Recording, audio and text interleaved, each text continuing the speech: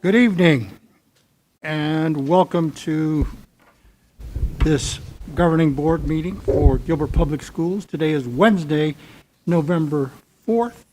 This is a work study session.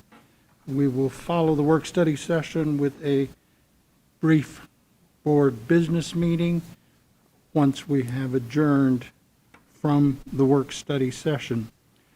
I would like to call this meeting to order. We're at item 1.01, and we are continuing our discussion on the COVID-19 contingencies as per item 1 or 2.01. We started a discussion last week during a special work study session and brief board business meeting, and we wanted to give our public the opportunity to weigh in via email on some of the items that they may have heard as we addressed various and sundry issues during that meeting. This is a difficult item to resolve, and I'm not sure that it can be resolved until we have completely rid ourselves of the pandemic, whenever that time occurs. We are aware that our proposed procedures are different from what is in the public space as it relates to the Arizona Department of Health, as it relates to the Arizona County Health Department, and in some cases the CDC. We don't scoff at those and we don't take them lightly. They are integrated into our thinking as we discuss the contingency plans that we think might assist us in addressing the teaching and learning process here in the district. Our goal in this instance is to keep the teaching and learning process moving forward and keep students engaged in their learning and schools open, not at any cost, but certainly as much as we possibly can. We're mindful that there are some inherent risks associated with any position we take, whether that position is in support of closing schools immediately or in support of finding some process to keep schools open. We are not intent on placing people in unsafe situations or in compromising anyone's health, and yet we know that that is a risk. We know that that risk is a part of our everyday life, and risks are inherent with anything we do, particularly as it relates to this COVID-19 period. We've established many protocols to try to address health-related issues and the tracking of safety issues and concerns related thereto. Sanitation and mitigation processes, all of those things are factored into anything that we may discuss this evening. None of those issues are set aside. None of those issues have been just cast away.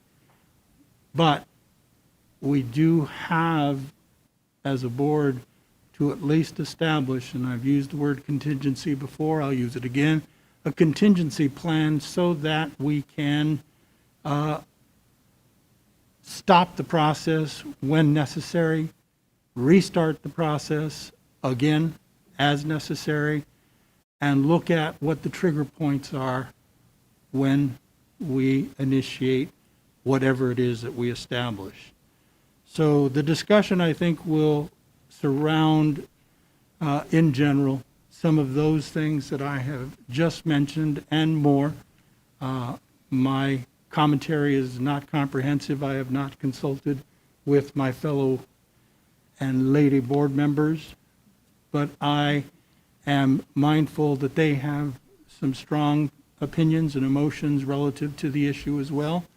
And we will attempt to thread this needle and get the best possible protocol in place for our use and our efforts in the Gilbert District.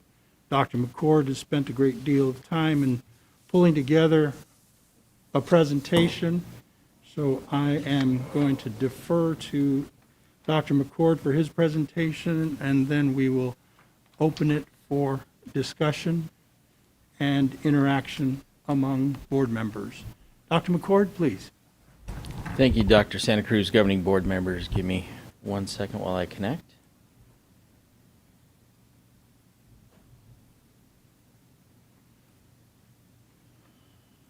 And there we are.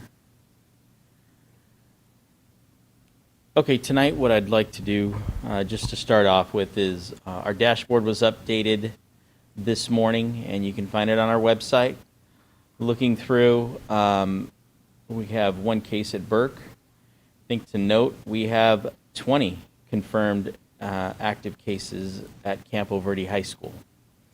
And that's running at 1.04%. And I believe there were a few more cases added just this afternoon, but not to the dashboard because we update that on a weekly basis. Canyon Valley has 1. Desert Ridge High has 12. Desert Ridge Junior 2. Gilbert High 2. Highland High 4. Highland Park 2. Meridian Elementary 1.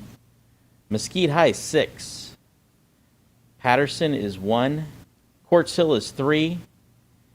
Settlers Point Elementary is 1. South Valley Junior High is 3. And Superstition Springs Elementary is 1. And Valvis Lakes Elementary is at 3. And their percentages are next to it. As a district, we're at 0.2%. And I just wanted to highlight that for everybody to make sure that they know. Again, this is not hour by hour. This is updated on a weekly basis every Wednesday morning. And so cases drop off. They are added on, and so we picked a day during the week to be able to update it to make it as current as possible, but knowing that these change on a daily basis. So just wanted to point that out. Next. So just kind of picking up where we left off a little bit from last Friday. Just what are we going to use to determine whether we go to hybrid or to virtual? And this is just a recap from last week's numbers. New numbers will be out tomorrow, but I just wanted to put them up there so everybody saw. Again, nothing new on these slides here. Again, you'll notice the trends of where we're going as a county and as a state.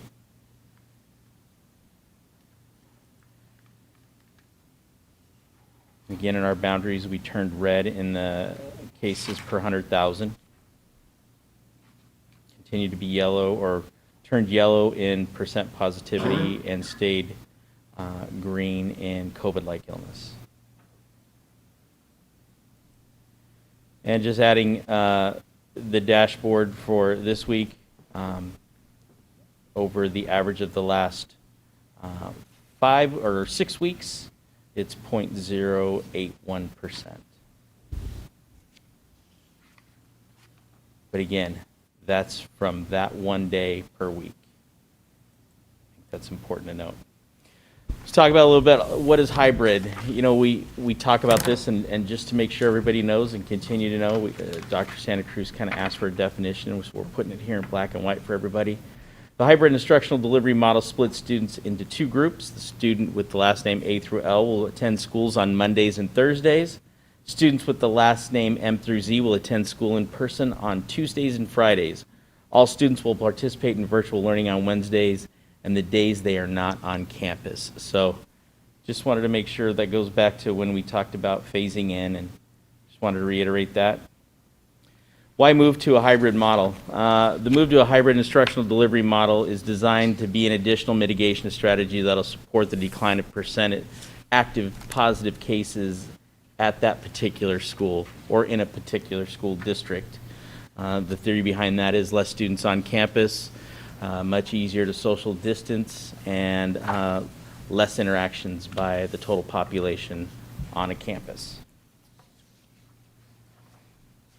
Process. We talked about this a little bit last week. What is the process of deciding that a school move temporarily to a hybrid instructional delivery model? Again, this is the thought, and this is my thought of how we would do this. The number of active cases per campus is monitored by our district leadership and health services team. In addition, every Wednesday, district leadership will meet to review the active case counts by school, just like I showed you from the dashboard. Dr. McCord, Yes. can I jump in real quick? Just to be clear, so even though it's only updated every Wednesday, all the cases that are reported will show up on that, like from the previous Wednesday to this Wednesday. I'm just saying at some point, if you've reported, if there's a positive case, it will be on that Wednesday. If it's reported to us Yeah. in a timely fashion. Yeah, Does that make sense? So they could have symptoms on a Monday and not be in school, but we don't know about it, and maybe they haven't been in school till Friday. Well, the clock starts ticking when they have symptoms, correct? but then it would show up on the next Wednesday one. It should. Yeah. It should, just as long as they're within that 10-day Yeah. frame. I think it would have to. You because- would hope so. Yeah. Jen, do you feel like we've covered most of those cases? I mean, they show up on this. Sorry. Come on up. With your sweet voice, we need to have a microphone. So, just to be clear, and this is on the Can you put dashboard, the microphone closer? Sorry. on the dashboard, it does delineate what criteria, and they have to have been on campus during their infectious period. So per se, a student's been at home for a week because his parents went for vacation, and he turned positive. If he was not on campus within 48 hours of his positive test collection or symptoms, then he did not expose anybody at school. So then that would not hit the dashboard. Thank you. If a school reaches, thank you, Jen, if a school reaches a percent active case count per population of that campus, including students and staff, the data will be reviewed and investigated along with the district health service department and Maricopa County Health, just to ensure we have all of our information correct. Within 24 hours, it will be determined if the school move temporarily to a hybrid or virtual learning model as an additional mitigation strategy to prevent the spread of COVID-19. If this is the case, parents and staff will be notified immediately by email, text, and alerts on the school district website. And that would mean that we would move into it that following Monday.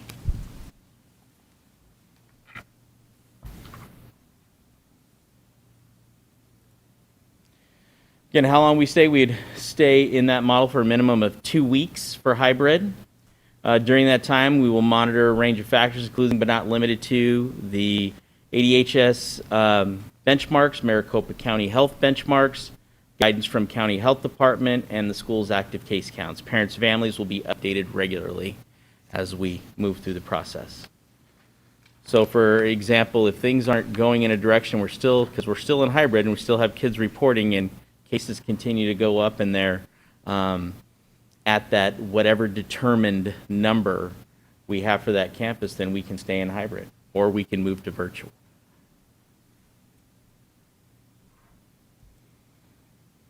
Is it possible that the whole school district will move to hybrid or virtual? At this time, Arizona Health Department guidelines recommend school districts transition to virtual learning if all three benchmarks per 100,000 individuals, percent positivity, COVID-like illnesses, move to substantial spread for 2 weeks. If a decision is made for the entire district to move temporarily to a virtual learning model, all parents and staff will be notified immediately and will be provided the information needed to transition. If we are unable to have class because not enough staff is available to open school properly, we would change to virtual. And that has to deal more with our teachers out sick, our staff out sick. Do we not have enough people because of the spread of the virus on a campus? We want to ensure that we have enough people there to make school appropriate for our students. So, Dr. McCord, yes. this is the change that was made last week, correct? Correct. By the That's- state, because prior to that, it was not all three. It was one to If we were just in consider. one area. Right. Okay. And it didn't matter which area, it just if it Correct, was just one. Okay.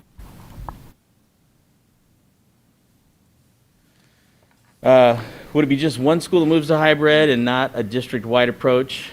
You know, we've talked a little bit about this, and we talked about this last time, and again, we can still decide on this. I think one of the best approaches to look at individual schools on an individual basis. Again, some schools have never had a case, and I don't know for what reason that would be, but we want to minimize the impact it has on families because we know how important it is and what we've heard from our families about being back in school and how much better it is for their students. But that doesn't discount the fact that we have the ability to move to all virtual or all hybrid as a district if we need to. But at the beginning of this, looking at that approach might be the best course of action.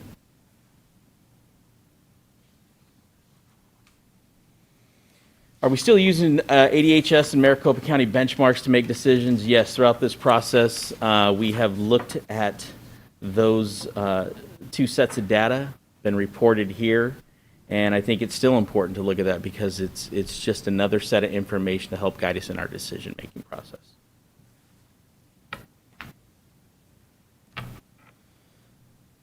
And Jen, I'll probably have you come up here a little bit more for real quick.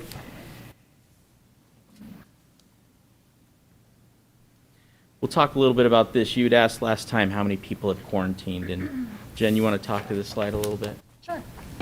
So we were looking at an average number of students because every situation is unique.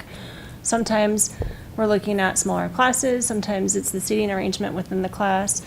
Our larger amount of students that have been positive are secondary. So those classrooms depend because a lot of them are different, and as well as we have a lot of students that are in their 11th and 12th grades that only have a partial schedule. So trying to come up with a number that kind of captured all that. So for elementary, we're looking at about 3 students per positive, which would give you 54 students. And that is considering that we have, are you missing a number on there? I hope not. Yeah. Cut and paste, what did I miss? Just the number of active cases we've Yeah. had to date. So I At was that using the level. number of active cases that we had to date. Junior high, we were looking at 6 students per positive. And then the high school average was also 6 students per positive. So for the high school students, that was a total of about 636 students. And that was our entire amount, though. That's what we based it off of. So that was all through the time that we've had any positive cases, 636 students total. Correct. Have been quarantined because of those cases. And that's just an average, It's an again, average. because Okay. we've had like I said, we've had other times where for a high school student, we only had 4, just because of the seating arrangements or different things. So I was just trying to give you an idea. It's a good ballpark. Yeah. What happens if a teacher tests positive? So far, if a teacher has tested positive, we've only had 2 instances where we had to quarantine children, and that was because the type of instruction given was more personal, like a coach, or somebody that was in a setting where the children needed personal hands-on care. Trying not to be too specific. But in our average day-to-day classrooms, the teachers are very aware of their personal space, as well as the child's personal space. So the teachers are not standing there, over them. Obviously, in the secondary, it's the same. They're keeping their distance and letting them have their space. So there's only been 2 instances where we had to quarantine students because of a positive teacher. And that's based off an interview with the teacher, correct? Yes. So it's not just us, it's like what kids were you in close contact with based on these guidelines? Right. And then they give us the names and Right. we do our job. And when a teacher is out because either they're positive or because they're quarantined, do they arrange for their own substitute? I know we have 2 permanent subs at every campus, but how are we covering those teachers? We'll that- cover them through substitutes. If it's the one of the 2 subs that's on the campus, great. If not, we will arrange to get a sub for them. Okay. Do we have, and you may not be able to answer this question, but even if a student isn't forced into quarantine, do we have other students that just maybe their parents choose not to come because of the situation? I believe we've had a handful of parents that have said, you know, we've received this letter that there's just general notification for the classroom, and at this time I'm uncomfortable letting my student come back. Anecdotally, I believe that those are very short quarantines, that the parent may initially feel some hesitation and keep their child home for a day or two, and then decides that the child seems fine and they send them back. All right. Thank you, Jen. Any more questions for I Jen think yet? before you sit back down, I just wanted to say, in addition to the benchmarks and things that we're looking at, a lot of the instruction that we have from the CDC and from the state health has been to work with our county or our local health departments, our county health departments. So can you just speak to that? How have we worked with them? And how often have we worked with them? Can you kind of give a summary of our relationship with the county health department and how closely we're working with them? We are working with them closely. They do have an instructional webinar that they provide for our school, more health-related issues weekly, as well as I'm in contact with them probably 3 to 4 times a week with their initial investigators, their epidemiologists. There is a little bit of a disconnect, and I don't know that people understand this necessarily, is the CDC does have guidelines, and then what happens is they further delineate down to your local authority. And so typically what happens is that the health department is supposed to look at basically what our community looks like and then decide from there what the CDC guidelines say to them, and then kind of make it more a better fit. The differences, though, are initially the CDC, their close contact guidelines were 15 minutes for 6 feet, and ours were 10 minutes, things like that. But the CDC, if you look at their recommendations currently, they feel like school is very important, and they would really like to see school back in for the other health-related reasons that children are in school, for their social supports, their education, all those things. And because they've pointed out that children are not affected by the COVID virus the way that adults are. So the lean is a little bit different when you look at that. I have talked to Maricopa about some of their guidelines regarding quarantine for children that are different in other states, and at this time they've said that they are not going to change anything. Thank you. Be ready to jump back up. You never know. All right. Going through some of these things and thinking about what are some of our options moving forward, and these are my thoughts. Again, using a percentage for the entire district for all grade levels in terms of active cases on campus to consider going to a hybrid model, looking at percentages per different levels, high school, junior high, elementary, to determine that.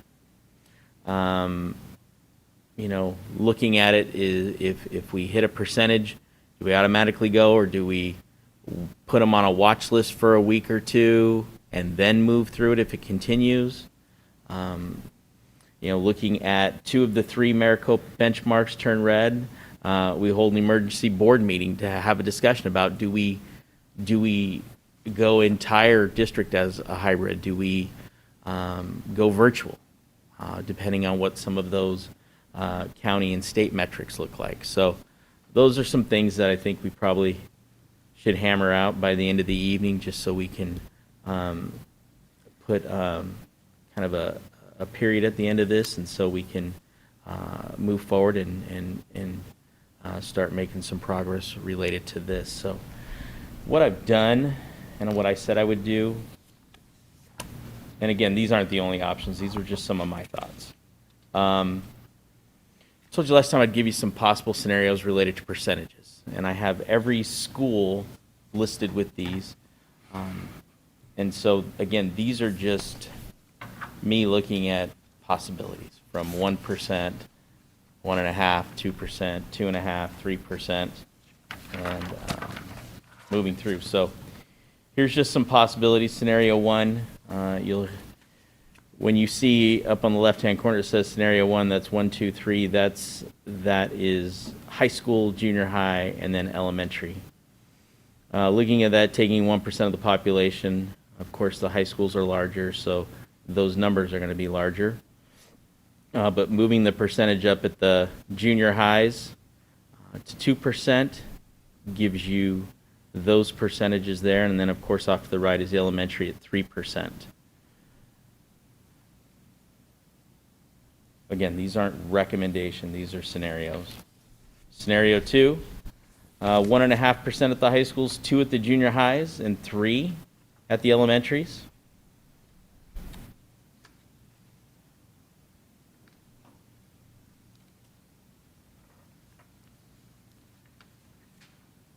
I mean, obviously, I could have given you 40 of these at least, but I only gave you 6. 2% at the high school, 2% at the junior high, 3% at the elementary. For scenario 3.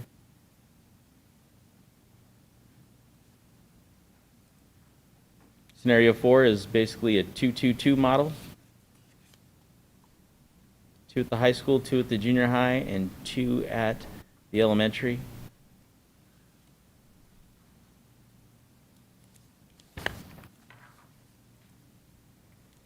A 1, a 2, and a 2.5 give you numbers that looks like this.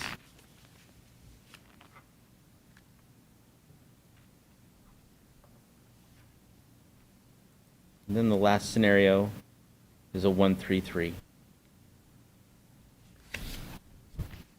Again, I didn't leave out any scenarios on purpose. This is just examples. So we can talk about any other combination you'd like, or none of it at all. It's up to you.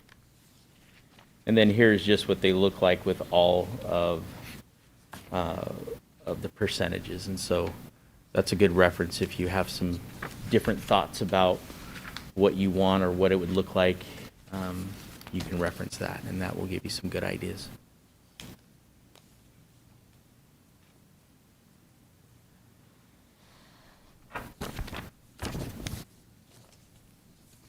Have we seen any indication of numbers of students that, just since in the last few weeks, since some of the schools have gone, their numbers have gone up, that they've asked to go to global, or? I can't tell you exactly, but I know that we have. I mean, we've had some that have wanted to go to global because there's rise at their campuses, and at the same time, we've still had people from global wanting to go back to their campus for whatever reason. It kind of, our withdrawals and enrollments on campuses, they're very, how do I put it? Sometimes it's a wash in terms of the number of who's going to global and who's coming back. I mean, it's not as much as it was when we first started this process, but still today we still get some of that movement. And I know we talked about this at the last meeting, but maybe some people that are listening tonight haven't heard this, but can we talk a little bit about why we're using different percentages with the different schools or the different levels? Yeah, and when I first looked at this, looking at let's just take 1% for example. 1% at a Burke Elementary, if you look at it, that's three people on that campus. And it begs the question, is that enough? Should we go to a hybrid model because of 3? Dr. Santa Cruz and I had this conversation before the board meeting. Some would definitely say yes, 1 case would be enough. And some would say, no, I think 30 cases on a campus, of 318 kids would be the mark. And so that's why I put all of them out there, just so everybody could see. But just to illustrate that a 1% at an elementary, and I know it's simple math, just looks different and can impact a campus quicker than maybe a high school or a junior high. Well, I think one of the things that's a challenge is we have these metrics that measure the spread of COVID-19. So, if we go down to 1%, for example,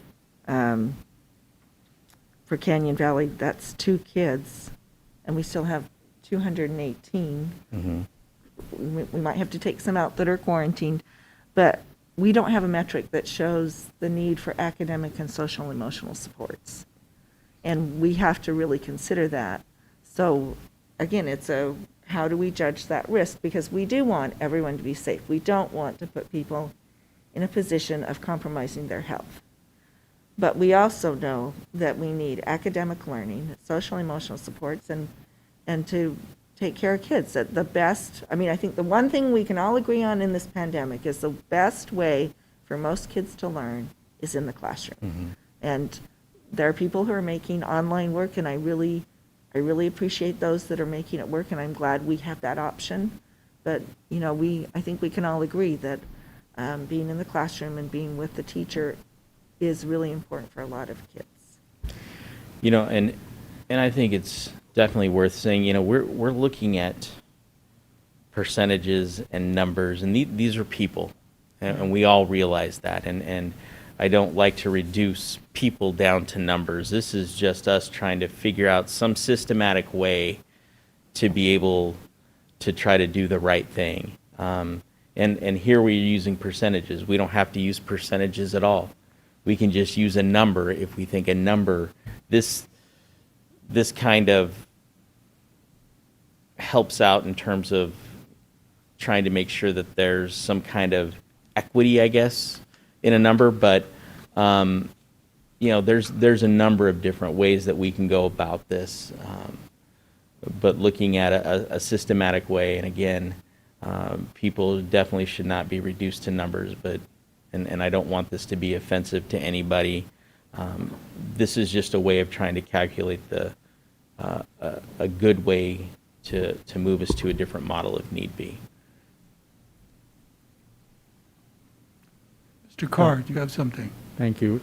Just to go back to the question Ms. Uggetti asked, would you scan back to slide 13? Because I think that really addresses Ms. Uggetti's question as to why different percentages at different schools. If we look at the elementary level, the average number of students quarantined per positive case is only 3.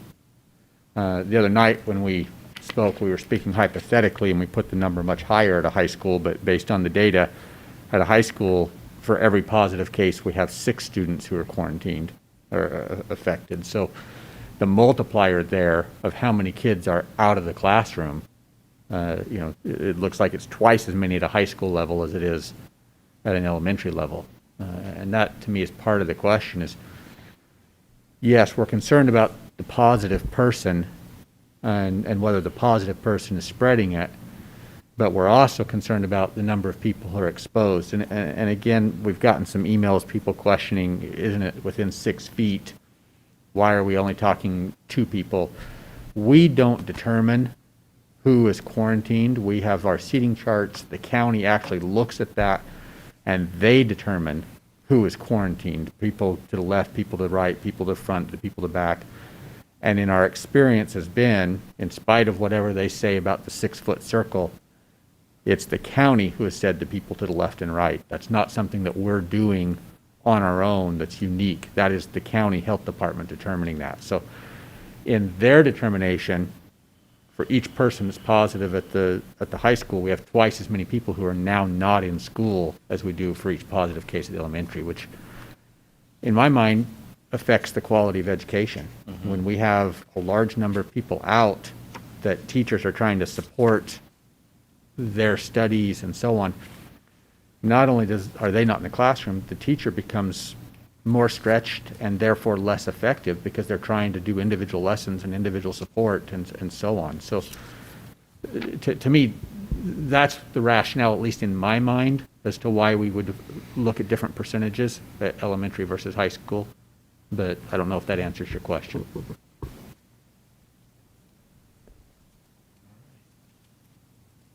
Carr?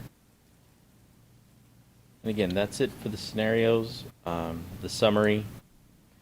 And I think now we're just at a discussion point, or we can do discussion at because it's an agenda item. We can talk further, but we're here for any questions. this is not easy.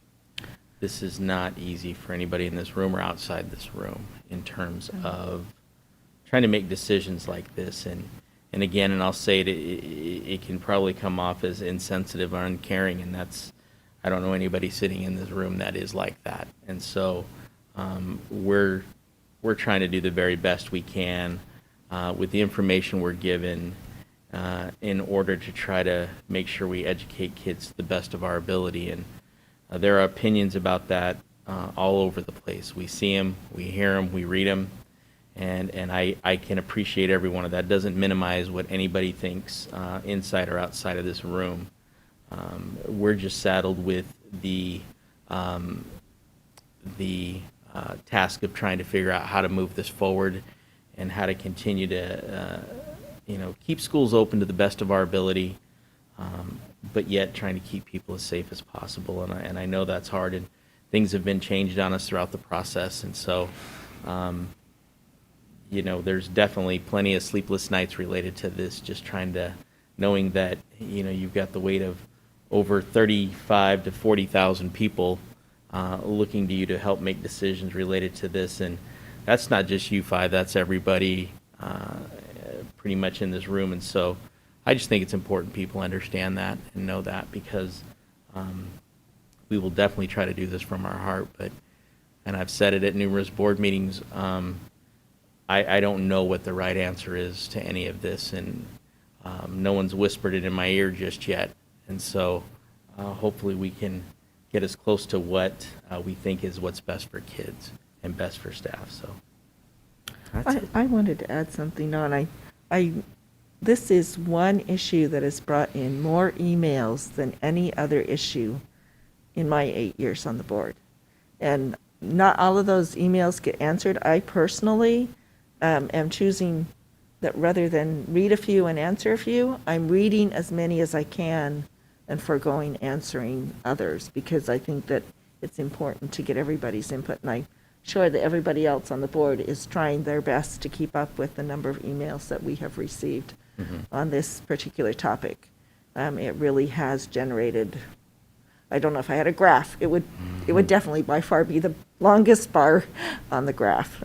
So I think that we have had a lot of community input, and I think we've tried to keep up with that.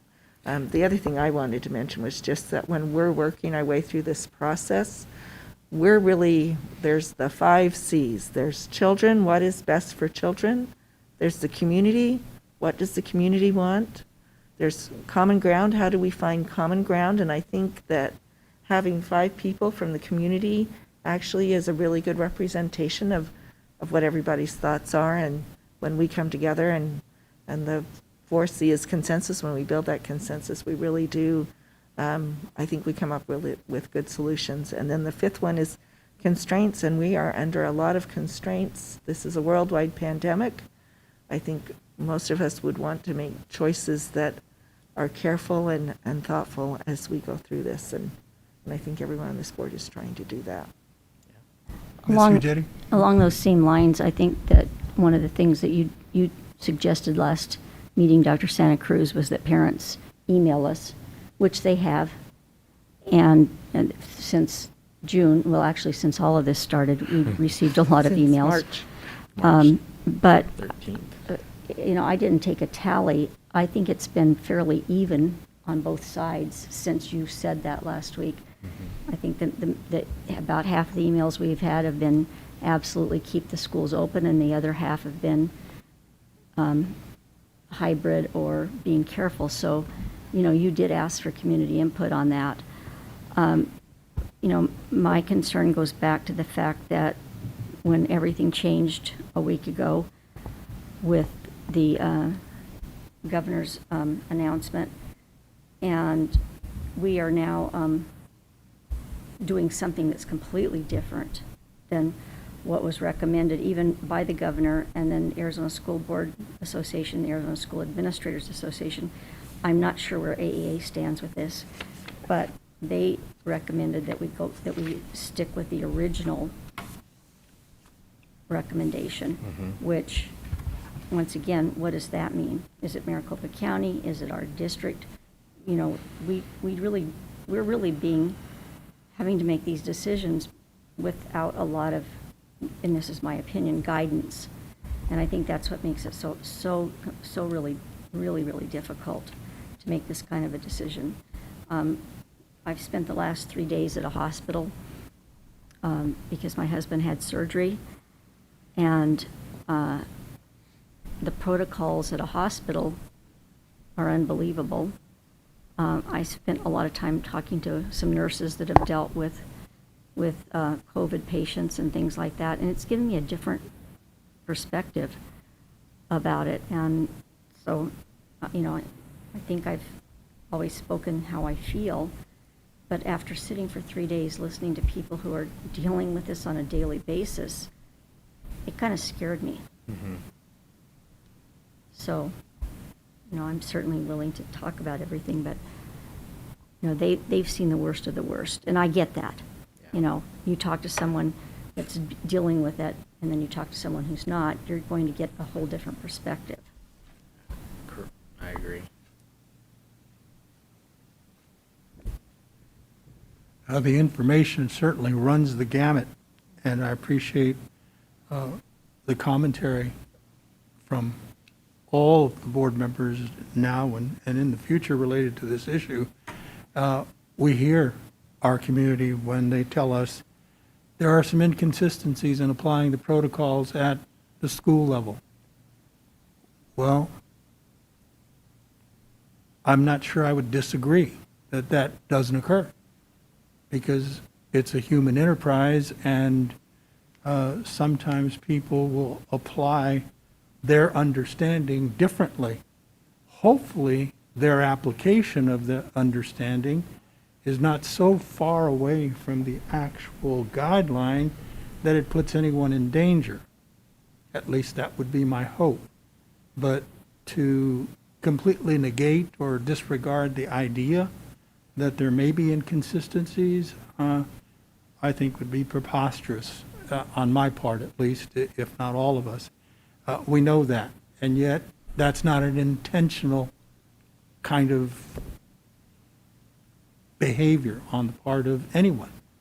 The cleaning protocol, the sanitization, I'm absolutely certain that from time to time it is as intense as we want it to be, and other times, because of whatever circumstances may occur on a school campus or with a staff in that evening, it isn't occurring as consistently.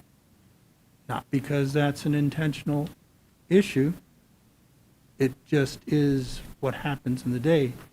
And yet others may say to us, yes, but you're in charge and you should know that and correct it immediately. And I think that our leaders on the campuses, when they are aware, I would hope, are addressing that as immediately as possible. I say all of that and many other things just so that, at least on a global answer to some of the questions in the emails that we've received, we're not blind or deaf to those issues. We know that could and does occur. The other issues relate to how and when and why quarantines occur, and who makes that call, and when is it, and why does a quarantine occur in one circumstance and not in another circumstance on campus X as opposed to campus Y. I don't know the answer to that question. I'm not there on the day-to-day, but we have health professionals in those areas who are making those calls, and I am hoping, if not imploring, and believe that they are following the protocol there as closely as they possibly can. And then the consultation that we have with county and state health as we need to. One of my big questions, Ms. Frost, is have any of the agencies at the state and county level expressed any concern with how we are operating as a district to you, and requested that we modify some of our procedural and processes. No, they have not. They have thanked us for answering the phone and for working closely with them. They are up against a lot right now. They recently announced that they would be asking us to do more of the investigation because they don't have enough staff. That is a concern for myself and for our staff members because we have a limited number of staff as well. But we are being as thorough as possible with asking the teachers, the seating charts, the coaches, everybody involved to make sure that we're doing our due diligence and finding the students that need to quarantine. So from that point of view, it becomes a collaborative between our staff here as one agency with the county and state health as Absolutely. the other agency. So, and we have heard over and over again that the recommendations are guidelines and that the final decision is going to be placed in the lap of local boards and administrations. And even when letters on community spread or outbreaks, that's a collaborative effort as well. We give them the information, they tell us, okay, it's time for a letter. Is that a correct assessment? That's very correct. One of the biggest frustrations I've heard from our community is, for instance, we kind of tried to drill down that an outbreak is 2 or more cases on a campus that are not related outside of the campus. And so when you get a campus with 2 or more cases, the community members are expecting to have that outbreak letter right away. And what we are seeing, and what I understand on our side of it, is that county cannot declare an outbreak until they have completed every single investigation and made sure that none of those students had interaction outside of campus. Well, when you have 2 or 3 sports members or 2 or 3 members of a certain grade level, they really have to make sure that those students aren't friends of a club outside of class or all those things, and it takes time. County is telling us that the phone interviews with the parents and the students are very lengthy. Sometimes they don't get a hold of them right away. So it can take a week to finish an investigation. And during that whole time, we see the number that is above 2. And so we know that we are at that place where we could declare an outbreak, but that's not our place. County has to do that part of it. And so it's not us trying to withhold any information. We just have to be patient. And as cases go up, their investigators have a larger and larger burden, and it takes longer and longer. I'm glad you said that, Ms. Frost, because therein lies the reason for this discussion is we're looking for an interim kind of effort, process for us to try to contain what we know might become something bigger or could become something bigger. So we're looking at the percentages and the impact on local campuses, individual campuses, and whether or not doing it that way makes any sense, as opposed to shutting down an entire district. My guess would be that if we had all 3 in the red and community spread was rampant and we could validate for ourselves that that was absolutely necessary, we would shut down. That would be my guess. I'm one person on a 5-member board, but it would seem logical that that might be an approach we could take. But that's what this is about. And that's really all we're attempting to do. We're not trying to get between the CDC, local health, and the district and try to communicate that we have all the answers. We don't. We're just looking for a process. And Dr. Mr. McCord, Jay? oh, Oh, please. I would like for us to have a discussion, if we can, about the 3 different criteria. And Ms. Frost, you might not want to leave yet. Sorry, you might as well just stay here. You know, when I first started watching this, whenever it was, when we first started getting this information, you know, I just looked at all 3 of them, and it didn't seem like any of them meant one meant more than the other. But now that I'm looking at it, and this is what I'd like to have a discussion with everybody. To me, the most important one is criteria 1. The percent of cases that are actually, there. COVID-like illness, I mean, that could be somebody, every morning when I go to the hospital, they said, have you coughed, sneezed, run a fever, or whatever? And I think if I answered yes to one of those, then they probably wouldn't let me in the hospital. I don't know. So I'm not sure that that's necessarily on the same playing field as number 1. And then, to me, number 2 is kind of in the middle. But from what I'm gathering is, from everything we've said, they've all been equal up until, right now. So I'd like to have a discussion about, do we think that one of them is more important than the other, or they're all the same, or what? Okay, do any of the 3 issues weigh equally, or should be one be weighted more heavily than the other? Mr. Carr, did you have some commentary? Well, I was just going to add to what you were saying, and one of the reasons we're looking at how we can affect one school is we hope that by taking some proactive issues or proactive steps, where we have a hot spot, will actually help the community contain, and therefore we never get to the 3 red. So I mean, we have to face the reality that may happen, but I would just simply add to everything you said that's our hope, is that it doesn't spread to where we have to close the whole school district, or we're even having that discussion in a meaningful way. My question to you, Ms. Uggetti, is which one, in your opinion, weighs the heaviest? The first one, And would you read that? Just so that, that less than 100 cases the actual cases is, I think, isn't that what number 1 is, the actual cases, where the Positive others just, reported cases yeah. to the The department. 2 could also be positivity, could be part of that, but I'm not sure that COVID-like illnesses is something that, I don't know. I mean, I don't understand all of I it completely. think, can I weigh in? Go I ahead. think I think COVID-like illnesses is important. I think all 3 of them are important. I do think they are, because but I would be fine if you wanted to look, if it goes substantial in 2, that we have another meeting. But because remember from the beginning, we were trying to flatten the curve, right? And why were we trying to flatten the curve? So that we have enough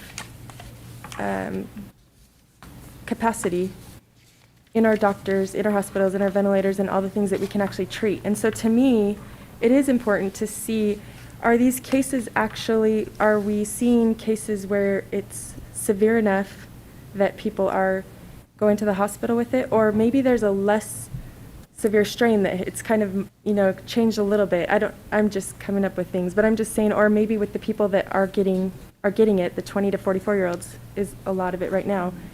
We don't see them going to the hospital as much. So I do think there is room to look at that, because it does it gives us information about how is this affecting our whole community and our ability to care for and treat and make sure that our community members have, the treatments that they need, and the doctors and the ability to be treated. So to me, I think there is some, again, the numbers that have been determined as minimal, moderate, and substantial, I know many of those come from the CDC as well as the state and county now. I think it's important that we watch the trends and just start saying, are we trending up? Are we seeing a huge, like a exponential increase, a sharp increase? Are we seeing a plateau?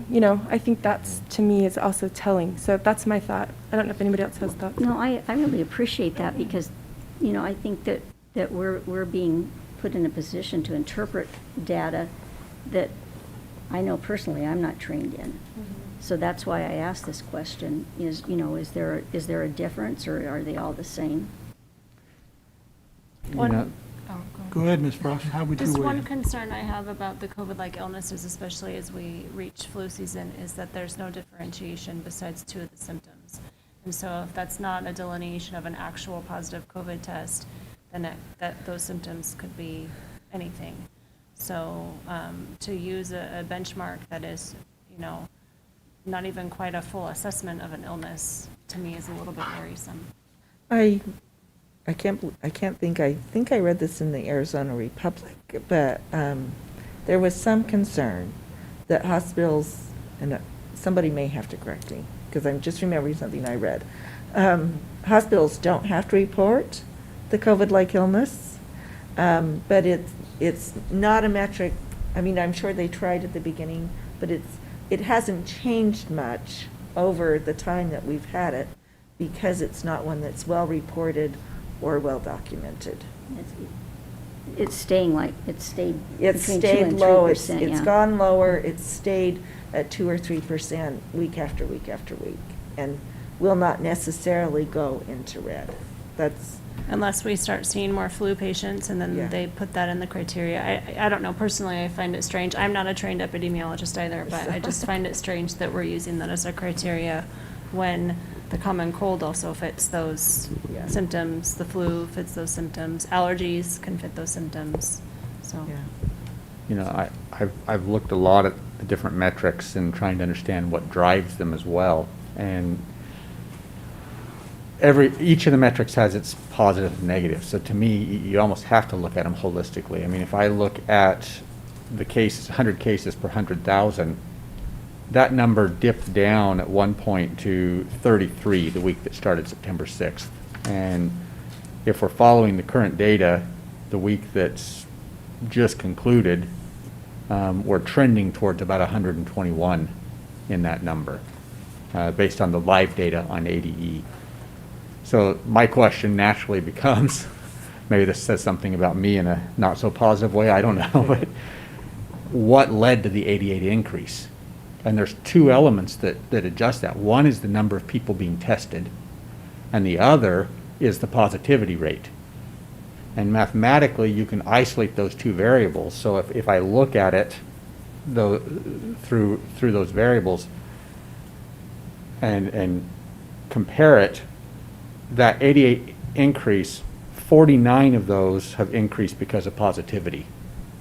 So we would have gone from 33 to 82, but we're at 121. Well, the 39 is because the number of tests that were administered that week of September 6th versus the tests that were administered last week have more than doubled, almost tripled, if I'm remembering the numbers right. So that's driving an increase of that number in and of itself. So you almost have to look at it holistically, because that number can be greatly influenced if the number of people double. If positivity stayed exactly the same and the number of people being tested doubled, that number doubles. So, you know, we have to look at what's behind the numbers to understand what's happening. When I look at the positivity rate, and I've said this before, if we had random testing, or if we had widespread testing in the absence of random testing, this number would be much more accurate to me. Mm-hmm. But again, it's a self-selected number. Oh, I'm not feeling well, I'll go get tested. So it doesn't, in and of itself, it doesn't necessarily represent the population as a whole. Now, the fact that the testing is going up and the positivity rate is going up, that would tell me, you know, more people are feeling symptoms and there's more people positive. So to me, that's probably a metric that I would consider, because it considers both those factors. But even then, it can fall or decline greatly depending on who chooses to go get tested or who chooses not to. It's very self-selecting. You know, and the hospital visits early on, they were saying this was the best early indicator of whether it was widespread. People were going to the hospital, but as you indicated, the number has varied a little bit. It's ticked up, and actually the most recent week appears like it's going to tick down ever so slightly. But this is my interpretation. It may or may not be right. I think as people have gotten used to the concept of COVID, they're less likely to go to the hospital immediately. Oh, I've got symptoms. If they don't get severe, I don't need to run to the hospital.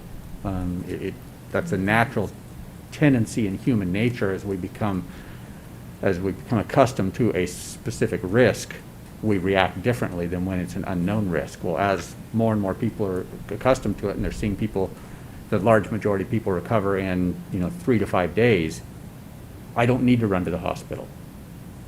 So people aren't going there as often. At least that's what I've read, and that kind of is my interpretation. So the long story of that, Ms. Ujeti, is I'm not sure that there's one metric better than the other because each one of them has flaws. That's why we have to look at things holistically, in my opinion.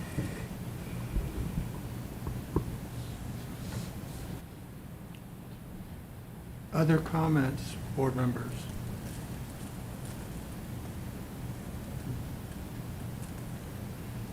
Then I think, we are going to hit a point here where we're going to have to determine, in order to assist Dr. McCord and staff and Ms. Frost with when and how, which percentages we're going to use. And I'm sure that will come in a motion. I'm hearing us say that in concept, we agree with validating this procedure of when we move to hybrid and when we move to virtual. Am I incorrect in that assumption? So we agree that we are in the same ballpark relative to creating a process for that to occur. The next piece is it 1, 1.5, and 3? Or is it 1, 2, and 3? That comes when we get to a point in a motion. I don't know what other dynamics we need to be concerned with. Dr. McCord, I think, outlined them quite well in the verbiage he provided in terms of a roadmap and an understanding. Anything you wanted to add to that, Dr. McCord? No, I think that, I mentioned Campo Verde earlier. They're at 20, and again, that's at a little over 1%. And I only say this that there's the possibility that we could have a school going hybrid on Monday, and that determination, a lot of the things we talked about in terms of processes could possibly kick into gear tonight and get rolling tomorrow. So I don't know how much we want to discuss percentages before we get to the part of the board meeting where we talk about motions and so forth. But in looking at the high schools, we have a wide range of sizes. We have high schools that are as big as Highland High School, over 3,000 kids, and we have Canyon Valley that's 218. My suggestion is that we maybe take Canyon Valley and Gilbert Classical Academy, apply a different percentage to them, maybe a little higher percentage than these other high schools that are much bigger, because, you get to Canyon Valley, that's at 1%, that's just 2 cases. And these are kids who really, really need to be on campus and engaged with a teacher. Mm-hmm. So I'm just thinking because of their size, maybe we apply the size that we would for an elementary, although they do have, classes and they do mingle more than an elementary school. I'm just looking at that. I just think that's something we should consider as we think about what percentages we want to apply.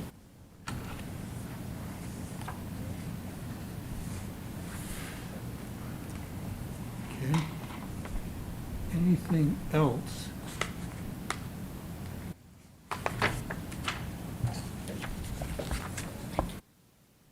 Are you comfortable with the information you have as we move to our brief business meeting?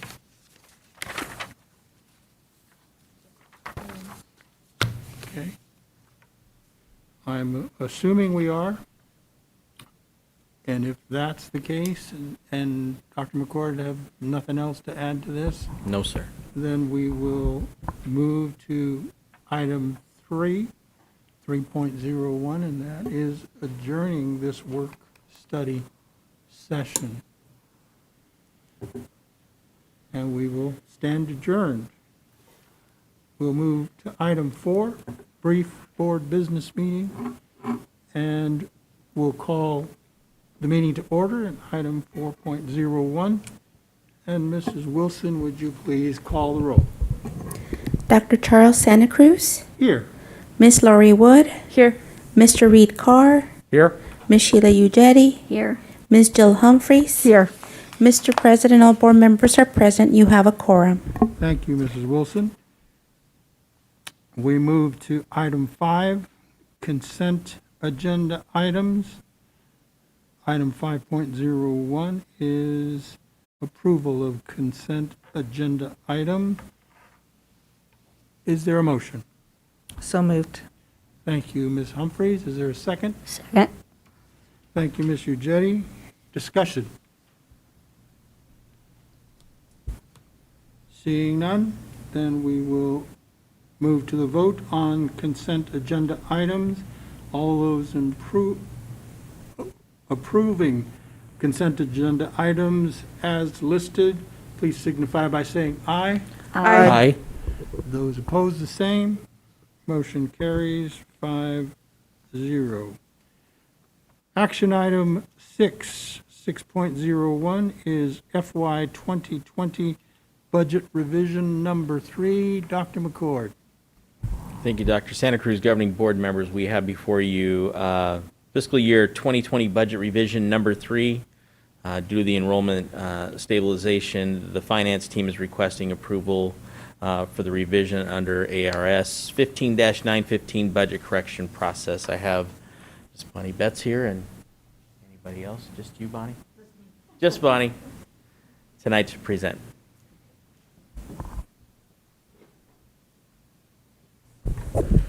Good evening, Dr. Santa Cruz and governing board members. So there are only 3 pages that are impacted with this enrollment stabilization grant, so it's a very simple revision. We are obligated to revise the budget so that we can have the authority to spend enrollment stabilization grant monies once our award is approved. We're expecting to know that at the end of November. So for this one, you can see on the front page, Robert, if you could go ahead and zoom in on the pink cell there. So it's the enrollment stabilization grant, to remind you, is a federal grant associated with the COVID pandemic. And you can see that we moved that up to $38,482,667, which is $12 million more than what was reported on revision number 2. Any questions on that?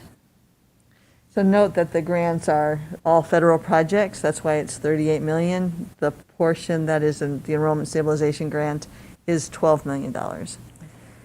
So they've zoomed back down for me again. So now I'll go ahead and move to the next page that's impacted.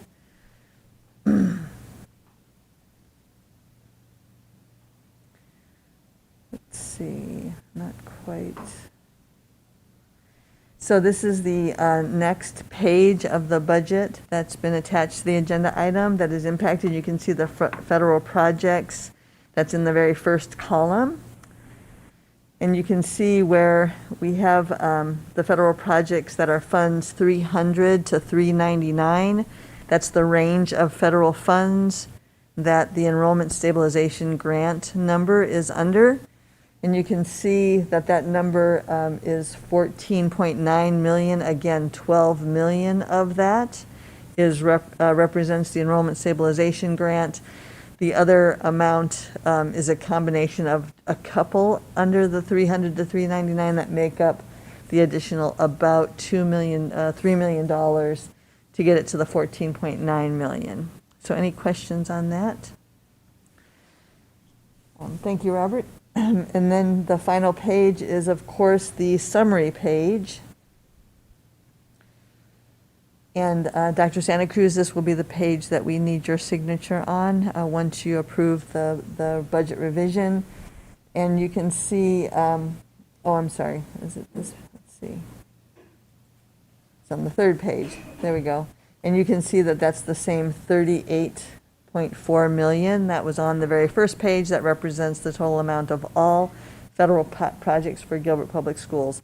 So we chose to mimic some of our strategies in the past to highlight cells or rows that are changed.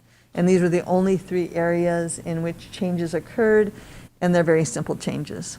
And so that's all I have for you. Okay, before we move to discussion, we allowed the presentation before. Is there a motion? I move that we approve the revision number 3 to the fiscal year 2020 budget. Is there a second? Second. Ms. Ujedi, thank you. Discussion, anyone? Well, I just thank you for all the hard work. I mean, you make it so transparent. There's no questions left, so thank you. I really appreciate it. And just information, I believe that Ms. Betts will need all of your signatures on the document before you leave, so please see Ms. Wilson before you check out this evening, so we can get the appropriate signatures on the appropriate line. Any other discussion? Seeing none, we will take a vote. All those in favor of item 6.01, please signify by saying aye. Aye. All those opposed, the same. Motion carries 5-0. Item 6.02. Dr. McCord, anything to add at this point? No, sir. I think we've hit this subject from a lot of different angles. We have so going back to July 28th, when we were making motions on the fly, we have a template motion that I'd like to share with everybody. And so we can go through that part of it. It's up to you guys. But I just wanted to share to me by another board member, so I wanted to make sure we get this in public meeting and share this with you. Oh, and I brought copies too, so. If you don't mind, Dr. Santa Cruz, I'll just talk a little bit about. Well, Yeah, let's, got I mean, I'm wondering here, and I'm needing some help. Will this be the motion that will open the discussion? well, let me can be. make a Or do we motion. want to provide a motion to create a motion? So let me make a motion for discussion. Very good. Okay? That we just, because I feel like if we just discuss first, if someone else has a motion that they want to put forward, as we did last time when we got towards the end of the meeting, we had various motions and then we selected and worked on one. I have this. If someone else wants to put something forward, we can discuss. Otherwise, if you want me to make this as a motion, I can go ahead and make this as a motion. Okay. Let's open it up with your motion to discuss Okay. item Okay, so 6.02. yes. So we just need a second. Need a second? Second. Okay. Any discussion on that? All those in favor of the motion then, please signify by saying aye. Aye. Aye. Sorry, can you, so we're voting to accept this? No, we're as- voting to discuss. Open discussion on Oh. this proposed Okay, motion. aye. Okay. Aye. Okay, so let's do that again so that we get it for the record. Item 6.02, a motion to discuss the proposed motion. All those in favor, please signify by saying aye. Aye. Those opposed, same. Motion carries 5-0. I'll defer to Ms. Humphreys. If you want to discuss this, please. Okay, so because I felt like July 28th would have gone a little smoother if we'd had some written out motions to look at. I chose to write one out. And yes, can you put it up there? And I will. Gentlemen in the will- back, if I could have the screen. I will read it out loud just for our audience. Gilbert Public Schools Governing Board prioritizes the academic, social, emotional, and physical well-being of students and staff. During the worldwide COVID-19 pandemic, it is the goal of Gilbert Public Schools District to mitigate the spread of the virus within its schools and within the community. Gilbert Public Schools will continue in-person instruction for those enrolled until, due to the spread of COVID-19, one of the following guidelines shows the need for change on a school-by-school basis to the hybrid A through L, M through Z model of instruction. A, guidelines established by Gilbert Public Schools show COVID-19 cases per week higher than blank for high schools, blank for junior high schools, and blank for elementary schools, meaning that we can fill in the percentages that we want. B, 2 out of 3 guidelines for Gilbert Public Schools District, as established by the Arizona Department of Health Services and reported on by the Maricopa County Department of Health Services, shows substantial transmission, red, for 2 weeks. Those guidelines show more than 100 cases per 100,000 residents, more than 7% positivity for testing, and more than 10% COVID-like illness at hospitals as substantial transmission, red. C, 2 out of 3 guidelines, see above, for each zip code within the boundaries of Gilbert Public Schools as established by the Arizona Department of Health Services and reported by Maricopa County Department of Health Services, show substantial transmission for 2 weeks. Gilbert Public Schools District will return students and staff to virtual learning for 2 weeks should COVID-19 cases continue to rise within the school community or within the wider Gilbert and Mesa community. Should cases decrease during the 2 weeks of hybrid learning, students and staff would return to in-person instruction. This motion, unless extended by the board, will end June 30th, 2021. So I wrote this trying to think of what are the elements that we want in place for a motion. I am happy for input, edits on this, crossing things out. I just felt like it would give us a good place to start because it talks about the things that we want to establish with percentages, but also these other metrics that we're trying to follow for both the district and the zip codes within the district. Should a zip code go into red, we could then consider closing the schools within that zip code. Mrs. Humphries, where did you get the 7%? Is that what would go into red? Yeah, that is what what makes it go into substantial transmission. So And if I as thought a- it was Just- 10%. Yeah, just to clarify, that's the one metric that doesn't follow. It's the middle of yellow. Okay, Again, So- but you're right. Again, if we followed the specific metrics that they set, 2 of the 3 match the yellow, but that one, moderate, was defined as 5 to 10, and the specific metric was 7%. okay. But now Well, that we've was, moved away for from that, But- when but- they said that, I read that, it said, under 7% for reopening or something along those lines. I don't remember the exact wording, but I was like, okay, so once we're reopened, what then what? So we can change that if we need to move that up to the 10%. I was trying to understand it to the best of my ability. I just want to reiterate my concern as it relates to zip codes, because I think that's an important factor, with the exception that the assumption is that the zip code listed also is consistent in conveying that those people in that zip code are students in that school, and that may or may not be true. And we can cross that one off if that's the consensus of the board. I mean, that was Yeah, just that's one just that a- I just a put in. concern. Well, and because the zip codes also don't cover the district, they don't align with our boundaries. So there could be a zip code that it's partially in our boundaries and partially out of our boundaries, or mostly out of our boundaries and just a small piece. I wouldn't want to Yeah, that is- mislead either, because I know that as health services and the superintendent review the data, they look at zip codes and consider all of the factors that are out there for them to review. So I'm not discounting that, I'm just wanting to be careful not to miscommunicate what triggers.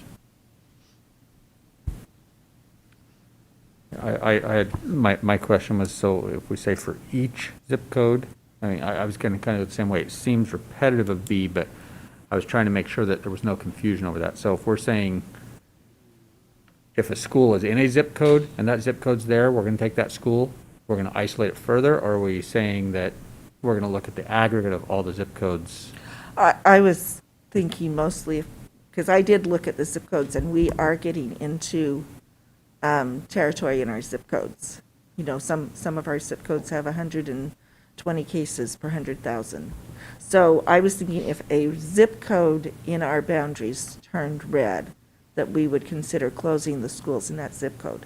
That's just my thought, because part of this was I wanted to thread the needle between the concern that setting these percentages at the schools, I mean, 100 cases per 100,000 residents is 0.1%. So if we're setting our cases at 1% of the school population, now that represents a much broader area of the community because we have children and parents and siblings and grandparents and extended family. But so that trying to thread the needle between those who are concerned at us setting percentages that are higher than 0.1%, because I think it's hard to close a school if you have, for example, Campo Verde, if you have 2 cases, to send 1,998 kids to hybrid or virtual because you have 2 cases, I feel is taking into account the social, emotional, and academic impact for those other students. And so that's why I was including the zip code, but I'm open to rewriting. We can take the zip codes off and just use the district boundaries if that's our preference. No, I appreciate your work on this. I just want to make sure I understand what you're Okay. looking at. I'm trying to think. It would trigger a review of that school community in my head.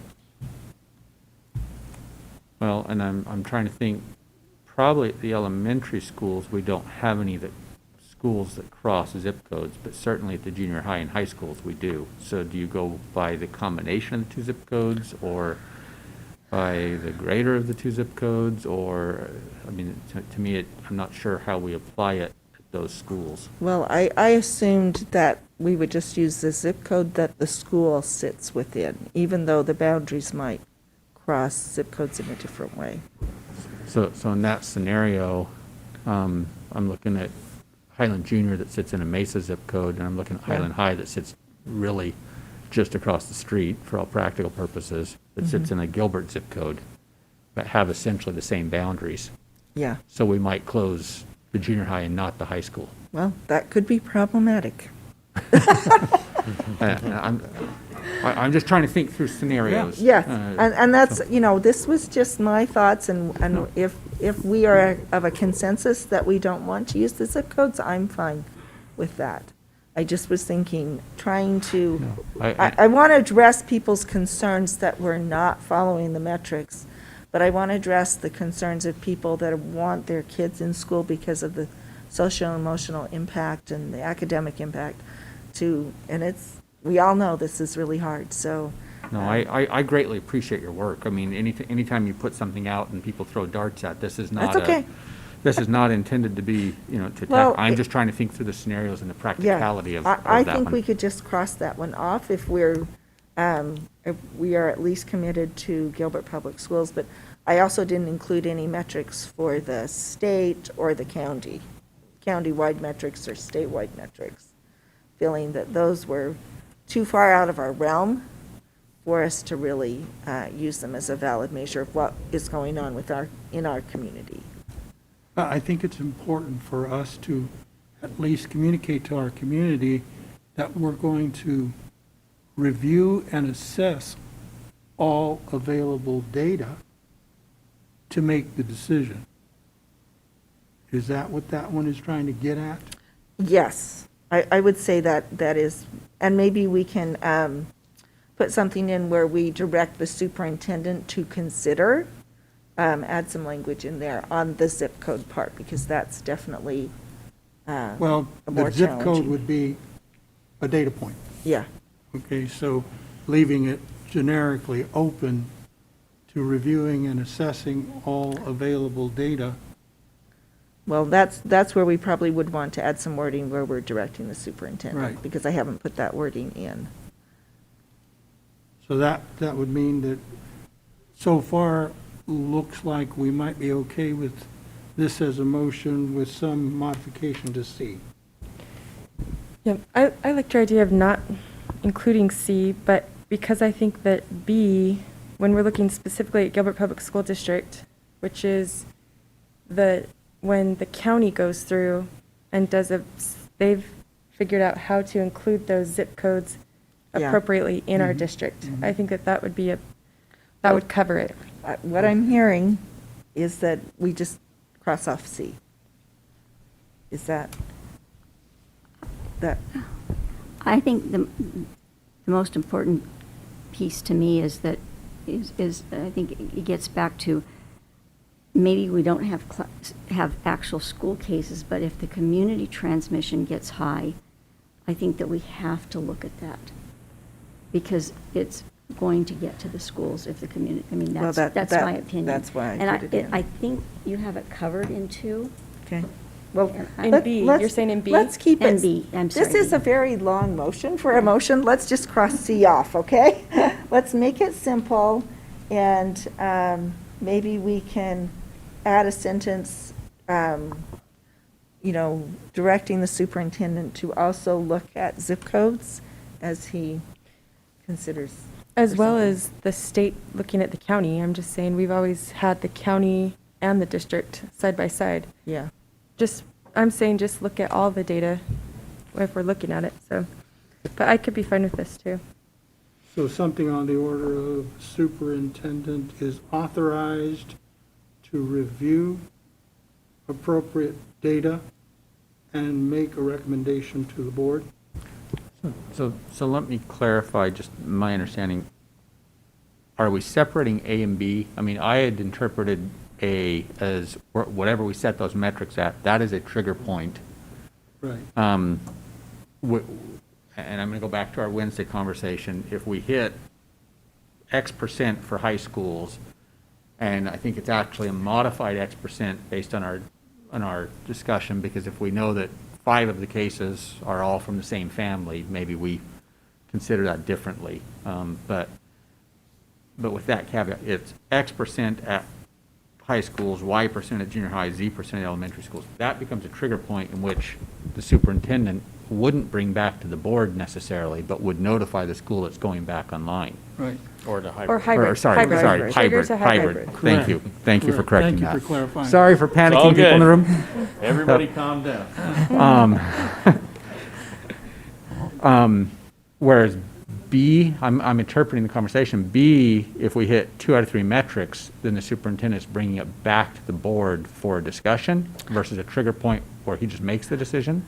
I was considering that if they were 2 out of 3 guidelines were in red for 2 weeks, that would automatically trigger another action by the superintendent to. Okay, So he wouldn't be way. bringing it back to the board. If we want to have him bring it back to the board, we need to add that No, language. that's the way that I interpreted the motions. I read it, but then we were talking about he'd bring it back with a recommendation. Well, that sounds like it's not him making it. It sounds like he's bringing it back and we'll vote on it. So I just, I like your interpretation. I yield to that. I just want to make sure we're all clear, because when we were going to bring it back with a recommendation, that's not what I was reading. So I was, In order to move to the entire district virtual. It would go hybrid first, right? hybrid first. Yeah. Hybrid first for the Yeah. entire district Yeah. and then virtual. What triggers virtual? Down below. Is is what she's saying.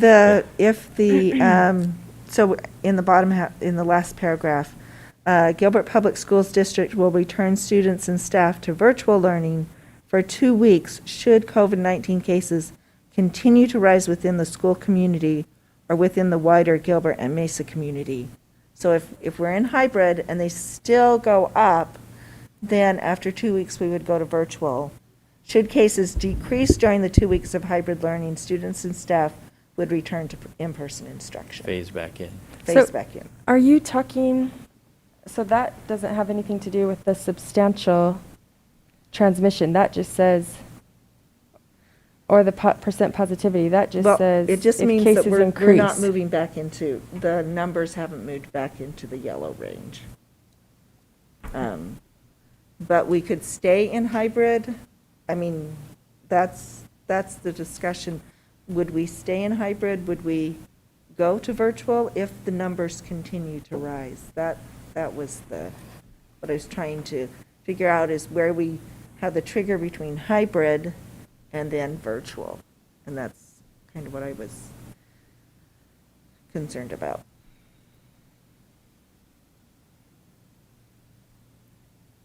Or we can just put a motion, we'll come back for a meeting and have a big, long discussion when we hit someplace.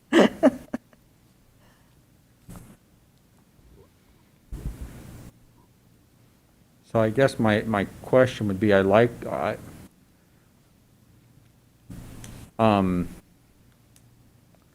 you know, obviously, I want us to stay in school. I mean, I think we're looking for a way to stay in school if we can do so with the acceptable level of safety. We're not trying to risk people, but people's health or life, and we're also not trying to risk their emotional and mental health. It's a balance we're trying to find. Where we have triggers for coming back is the indication, so if 2 out of 3 are red, we're going to go to hybrid, based on B. Mm-hmm. Is it when 2 out of 3 are yellow or green, we come back from virtual to hybrid, or back to, I mean, is that the way we're reading that, or is it just a decrease? I mean, the way it reads, just a decrease, it could be a The way I decrease wrote and it, still it's stay just a red. decrease, but I got as far as I could. I'm a collaborative No. decision maker, and I needed input. Well, and I'm looking at you because you wrote it, but that certainly is a question to everybody. I'm just trying to make sure that we're all on the same page here. And again, I recognize that we got to where we are through a compromise to follow a metric that we didn't know at the time, and the metric came out, and we've been trying to follow it, and then last week, the metric and how it's applied, not the metric itself, but how the metric is applied changed, which there may be scientific reasons for, there may not, we don't know, we just know it changed. But given that, particularly that 3 of my fellow board members compromised on that vote to get where we are, I'm looking specifically at those 3 in the spirit of recognizing you've compromised to get us here. I have to honor that to feel like I've got a level of integrity in my previous vote. So I'm asking, do we set those triggers back following the metrics? Do we set our own metrics? What would you say? What would be your preference?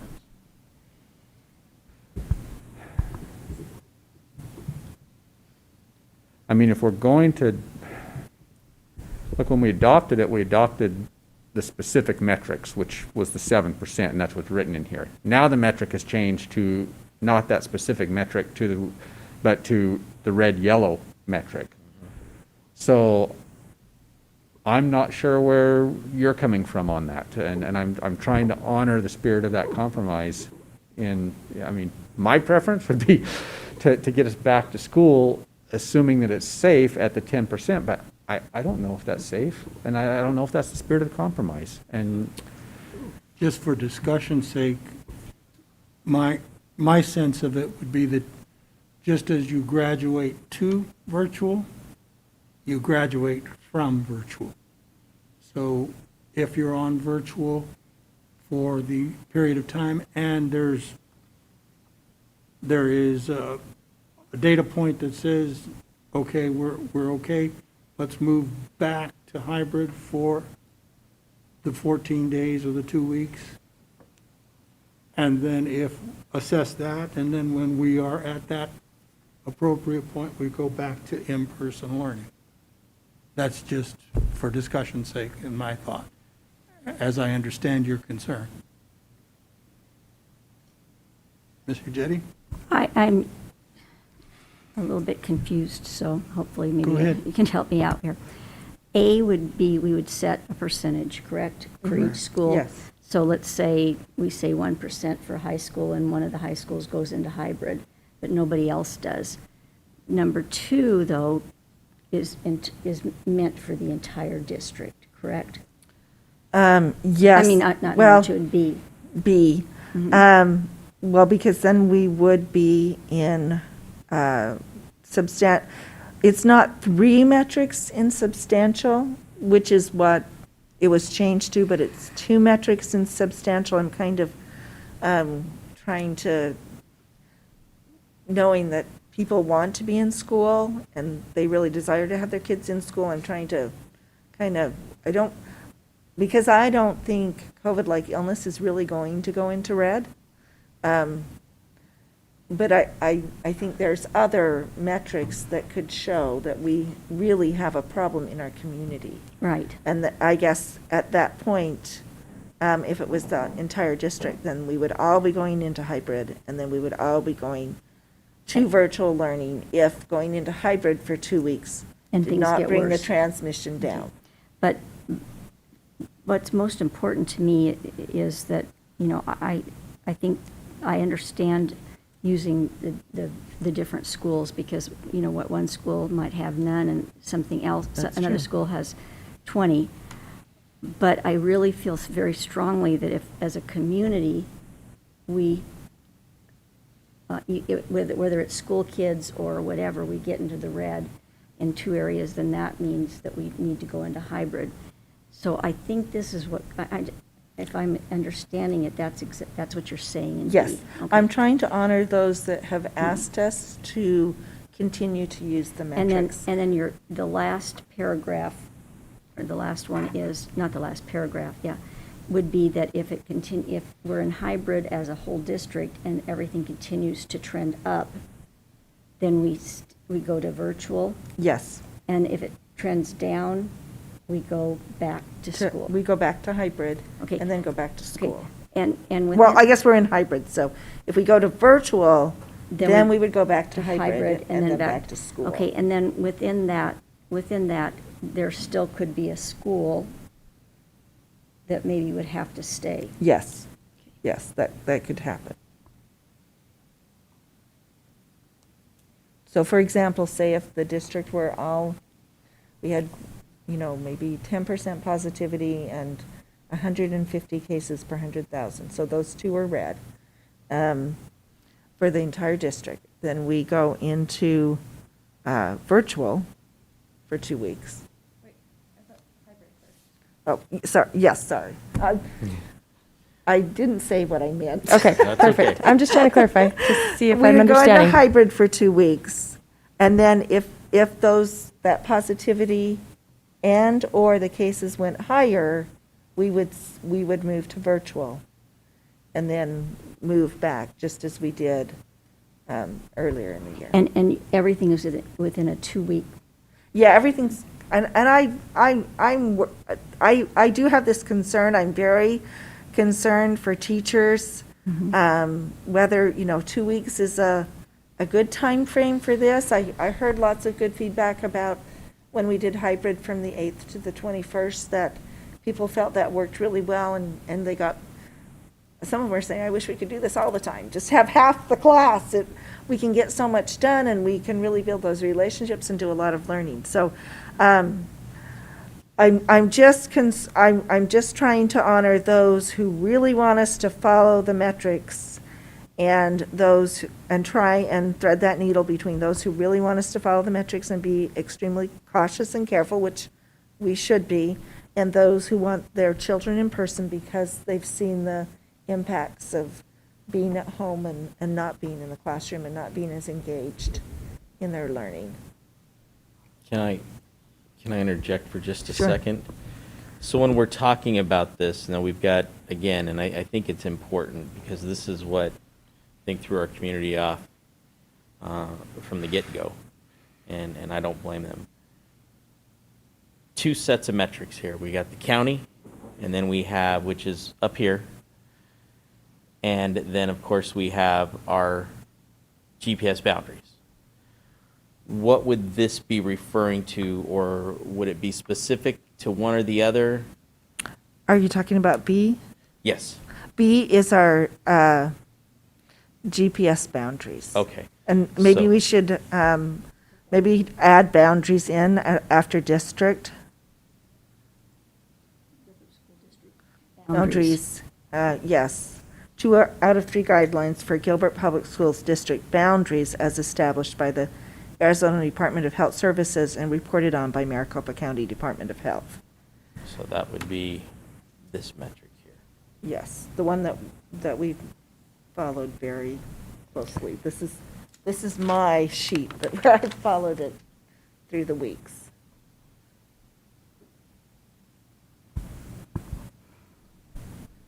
Could I ask a question? Just one thought, again, would there be any reason or way to, or reason we would want to, or need to, or should stay in hybrid rather than go to virtual?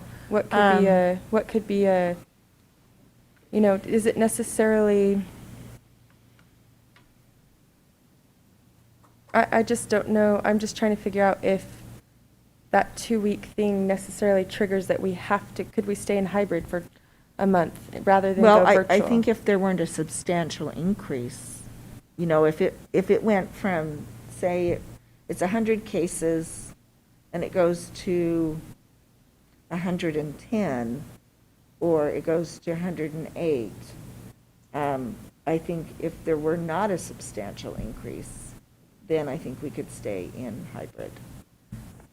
That's my. I my don't know thought what about the it. number is or how, but I just wondered if that could be, if, you know, if, like you said, if we increase by 1, you know, after Yes, 2 weeks. yes. Does that Well, mean we and- need to then, and maybe we do, but I'm just saying, do we absolutely need to go to virtual, or are we doing what we need to in hybrid, and it's just, we need to extend the hybrid a little bit longer? Yes, we could do that. We could. I don't know what the trigger could be for that. Look, I know we're all hoping that this conversation on B is hypothetical, but reality is, based on the zip code data, when the data comes out tomorrow, we will have 1 week in the red on the 100 per 100,000, and the following week is probably going to be higher than that. Based on what I'm seeing in the zip code data, Yeah. we're probably going to be somewhere around 115 when the data comes out tomorrow, and probably 127-ish in 2 weeks. That number's subject to change because there's cases are retroactive. So we're going to be in the red. Yeah. Positivity is still below the 10%. It's right at 7%. The most current week is higher than that, but it's such partial data that you can't draw a conclusion on it. But my point being, this is a very realistic scenario that 3 weeks from now we could have within 3 or 4 weeks we could have 2 of these metrics in red. In the entire district and hybrid, Yeah. then, right? Yeah, based on the zip code data. Gotcha. So I think we better recognize that we're not speaking hypothetically. We're speaking with the reality of what may happen. Maybe we could add some wording to this motion that we go into hybrid for 2 weeks, and then we would have to have a board meeting to decide upon if we needed virtual learning, or that the superintendent would make a recommendation to us, to the board, to go into virtual learning. If we want. continue to be in the red If in we 2 out of the continue. 3 categories for more than 2 weeks? For more than 2 weeks. I mean, as much as I'm a believer in trigger points, I would prefer that only because, you know, if we're as close as we are right now, yet we have how many schools that have no cases? Yeah. Do we really shut down the whole district? You know, and if we look at the data right now, and a week ago, we would have said a different area of the school. If we look at the data right now, most of our cases are at 2 schools, one elementary and one high school that sit literally adjacent to each other on the property. Does that skew it? Do we close the other side of the district that's significantly lower? You you know, we are pretty widespread, and, you know, as much as we like to think we're a small community, other than when there's athletics or other events, which there's not between the two schools I'm going to use in my example, because of their size, we don't have a lot of movement from Desert Ridge over to Campo Verde. Yes, there's some, and I know people bump up against people who bump up against people, et cetera. So, again, I'm going to recognize that my fellow board members compromised a great deal in opening the schools, and so I'm in that same spirit. I'm compromising, so I'm bringing up points, but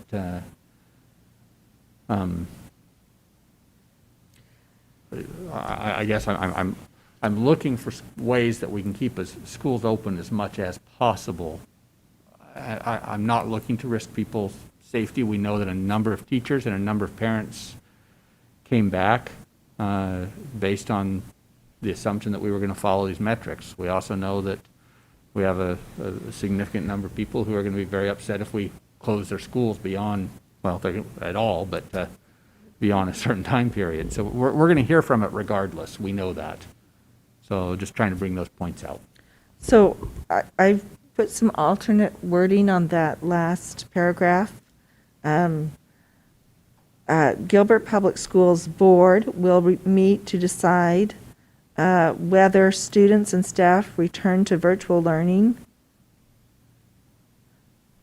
And I'm just going to cross out the 2 weeks. Should COVID-19 cases continue to rise within the school community.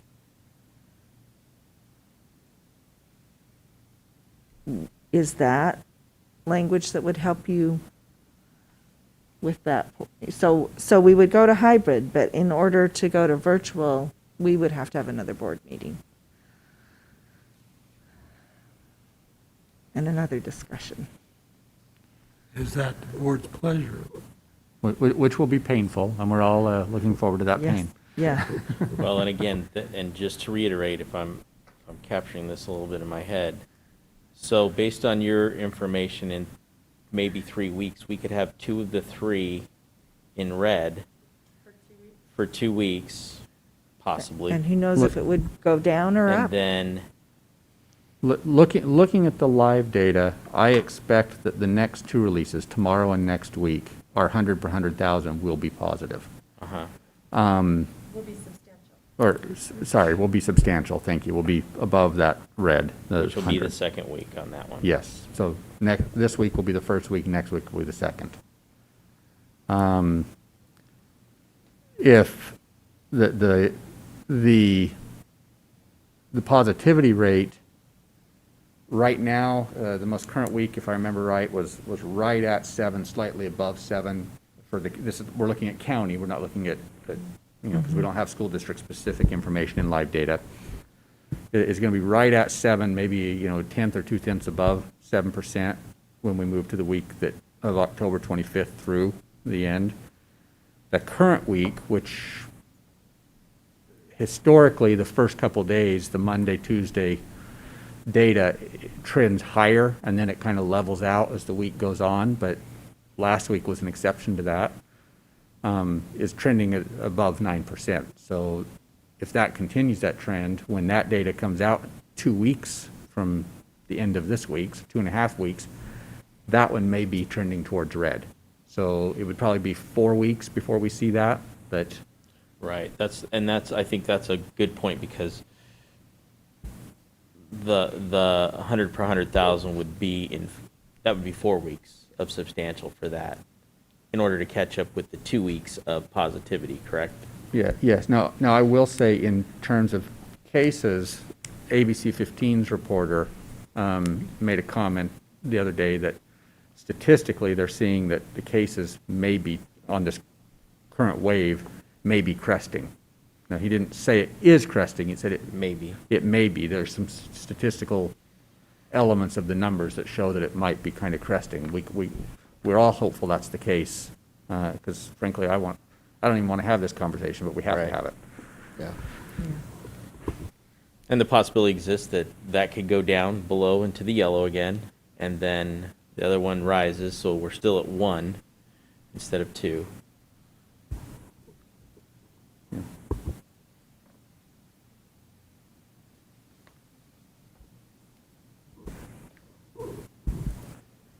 I think if we do this, we need to separate it out a little bit, just because the first paragraph says about the school-by-school basis, but then Part B is actually addressing the whole district. So I think I would keep that. So just have A. Yeah. And add A. that to the. And then I would say additionally, the district would change as a whole to the hybrid A to L, M to Z model of instruction, and then put B in if 2 out of the 3 guidelines for Gilbert Public Schools boundaries. Would that be okay? You're going to have to write that down. Okay. Keep track Okay. of it, Well, because I'm I just saying, didn't get it. just because to me, otherwise at the top, it just says school by school basis, but we're talking, in Part B, we're talking about the whole district. Okay. It's not school by school. Okay, so can you read those changes to me again? Yep. I'm sorry. So I would just say, keep it how it is. Okay. And then I would say another paragraph above B, I would say additionally, let's see, the You- entire district would move to hybrid A through L, M through Z model of instruction if, and then B, Okay. 2 out of the Entire 3. district.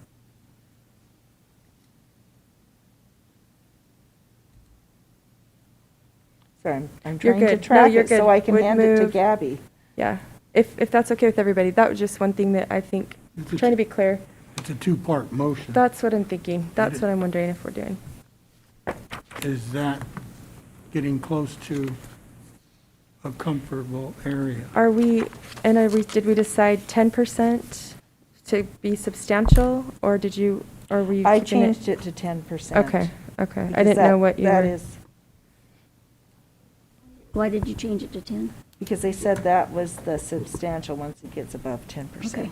The 7% was on another, that you had to get 2 below 7% to initially reopen.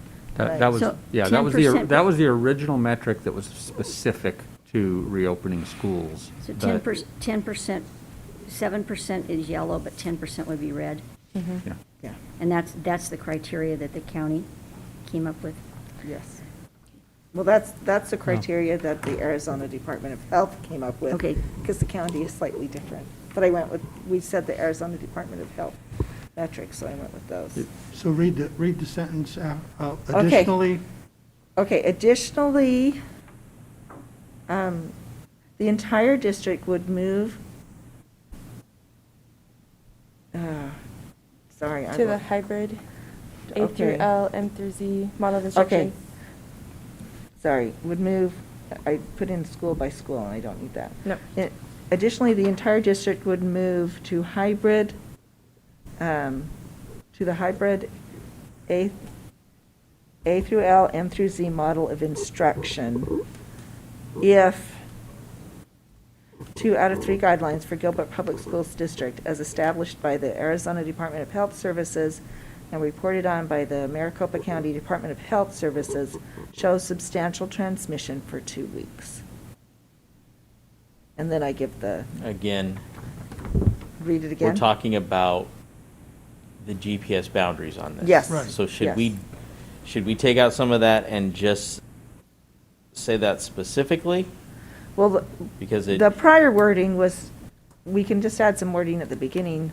2 out of the 3 guidelines for Gilbert Public Schools boundaries as established by the department. I think you're just trying to make it, separate it from the previous Yeah, paragraph. Keith just, I think Dr. McCord's trying to say, is it too much to have all the Arizona Department of Health Services reported on by Maricopa County Department of Health Services? Do people get confused which They do. one we're looking at? they do. Well- Which chart we're looking at?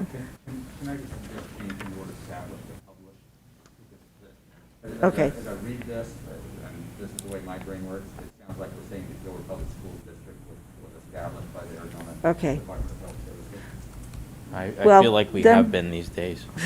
Well, then we can take out and just go published by the Maricopa County Department of Health and just take out that whole That's- phrase, and that simplifies it. I think that's Because good. it is, if we take a 10-minute break, I can probably rewrite it in a better way, but That's good. on the fly. 2 of the 3 guidelines for Gilbert Public Schools district boundaries as published by the Maricopa County Department of Health Services show substantial transmission, red, for 2 weeks. Yes. And then these guidelines show more than 100 cases per 100,000 residents, more than 10% positivity for testing, and more than 10% COVID-like illness at hospitals as substantial transmission. And did you put in anything about we would meet again? Yes, down in that last full paragraph, public schools, Gilbert Public Schools Board will meet to decide whether students and staff return to virtual learning should COVID-19 cases continue to rise within the school community or within the wider Gilbert and Mesa community. Should cases decrease during the 2 weeks of hybrid learning, students and staff would return to in-person instruction. So we only have to meet if it's going up to decide what we're going to do. I think it's really important that, as much as we would like to give all of this to Dr. McCord so he could take all the flack, I think it's important because I think there was a school district that did give this to the superintendent to make these decisions. And as much as I think that it's important for you to be able to make a lot of decisions in this particular situation, I think we have to all be a part of it and not just you. I think you're already taking enough heat appreciate that. on a day-to-day basis. And then we could add that, the sentence under C that Dr. Santa Cruz had said, we could add that to the end of this paragraph where it says, return to in-person instruction. After that, we could say the superintendent is authorized to review appropriate data and make recommendations for the board, if you want to add that, or we can take it But up. you're saying make recommendations to the Make board. Yeah, recommendations to the board. That helps them out. Are you Dr. okay with McCord it? just gave us a 15-minute time limit, so we better hurry. Yeah, well, the computer, it won't snooze. It's gonna restart on me here in a few. So, I can add that at any point if we take a break, and Yeah. I'll put it on this. I think I've captured everything else. Because I think that before we vote, it would be good. Well, we to- also We need to should talk about the percentages. Yes. Want to go there first? Let's add percentages, and then we'll take a recess. And at least what I'm summarizing here is, we have a motion in 3 parts. One of the parts relates to the concept and the trigger point percentages. The next part relates to an additional element that would cause us to move into a online instruction and hybrid instruction. Hybrid and online, I should say. yeah, I was going to say, it could be either, but as a Yeah, district as a right, whole. in Versus, that order. Yeah. The third one would be a meeting convened by the board should there be a need to move to an entire district online instructional mode. So in the second part, we're just moving to hybrid. It's only in the third Okay. part. Then we have a meeting in order for it Okay. to go back to virtual. That's what I wanted to clarify, okay, so, and then the last portion is that meeting that we convene to make that ultimate decision, Yes. okay? Percentages, for discussion's sake, proposing to you 1, 2, and 3.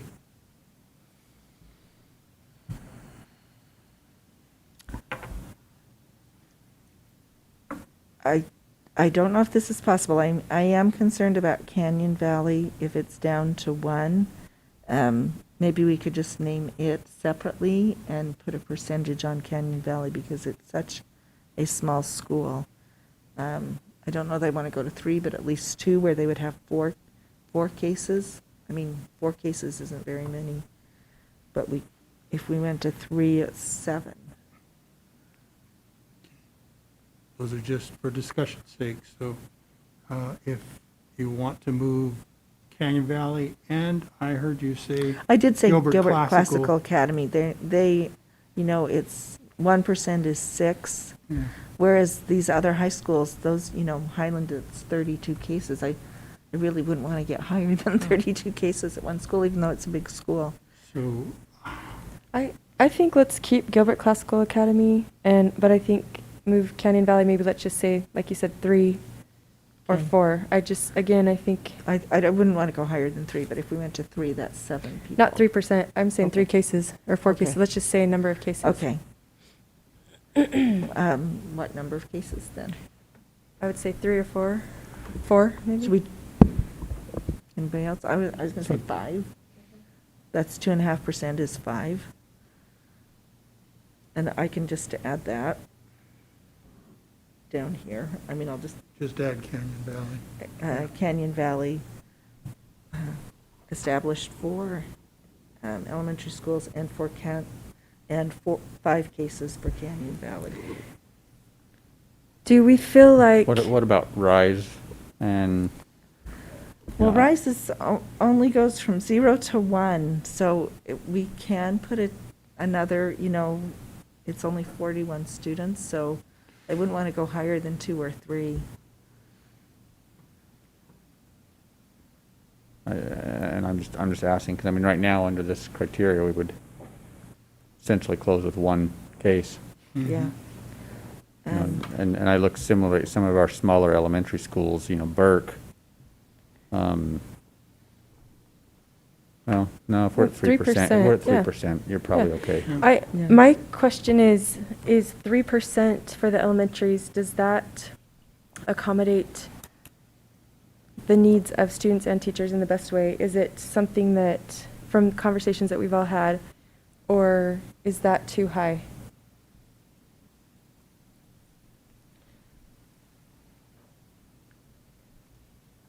Because it is, 3% is, getting to 20 cases on some campuses. I think Well, that is a little high. I think I would be more comfortable at 2%. I mean, that keeps you kind of in the 14, 10, 17, 13 range for some of the bigger schools. Whereas if you get to 3%, that's like 28 cases at Greenfield Elementary. Yeah.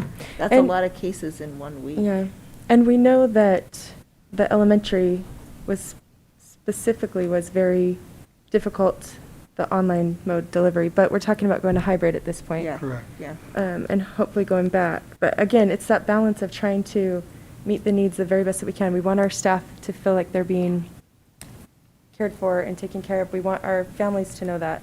We want health and safety, but also learning and emotional health, so I don't know. I'm not comfortable with 3%. I think that's too high. Okay. So 1 and 2, 1, 2, 2? You can go half. You want to do 1, 1.5, 2? 1, 2, Mhm. 2? 1, 1.5, 2. Do I hear 4? 1, 1.5, Corvids. 2. And this is for a single week. Correct. So if they hit it for a single week, we go hybrid for 2 weeks. Yes.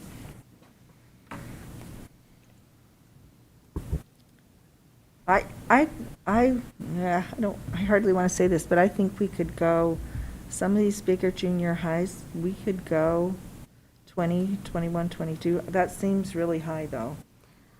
I think we should stick with a percentage. So Well, you're that's- saying that's what I'm 2%. That's- You're saying do that's 1%, 2%? That's 2%, are those numbers. If we do the 1.5%, we're more in the teens. 15, 16, 17, 12, 13. And I've written down 5 cases for Canyon Valley School and 3 So- cases for Rise Junior High. So we're going to do 1% for high schools, 1.5 for juniors, and 2 for elementary, and then we're going to be specific for the other programs. For Canyon Valley and Rise Junior High. But Ms. Humphries is also saying, what would you think of doing 2% for the junior high? That, Look at the junior high, look at the last page. Well, if we're going to do 1% for high school, it does go a lot high, it goes higher. So I think I'm good with 1.5%. Okay. I mean, we have to see how this works, if it will work, and then we have to adjust accordingly. So. Do you have one that's one? When you say adjust accordingly, I need to understand that a little bit differently. I mean, if it's not working. I don't want to come every week and readjust a percentage. Is that what you mean? No, I'm just Okay. saying, Missy if, Jetty. if it's not working, This we last have page. another Look at the meeting very and last then we page. discuss it. The last Okay. Yeah, look at the very last page, right before thank you. So where did we end up with the percentages again? Okay. You're at 1%. 1, 1.5, and 2 with 5 cases for Canyon Valley School and 3 cases for Rise Junior High School.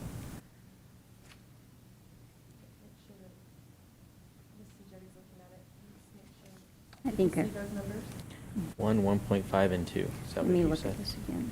Yeah. It really, those numbers keep us in the teens except for well, actually, just, except for a couple of really big schools, we get into the 20s. I don't know.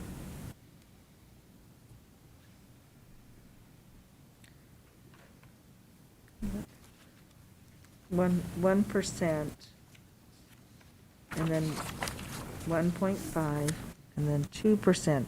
We're in the teens for every school except Highland High School, Gilbert High, and Desert Ridge. And those would be, Highland High would be 32, Gilbert High would be 21, and Desert Ridge would be 24, at 1%. And Campo Verde is at 19, so we've already hit a trigger.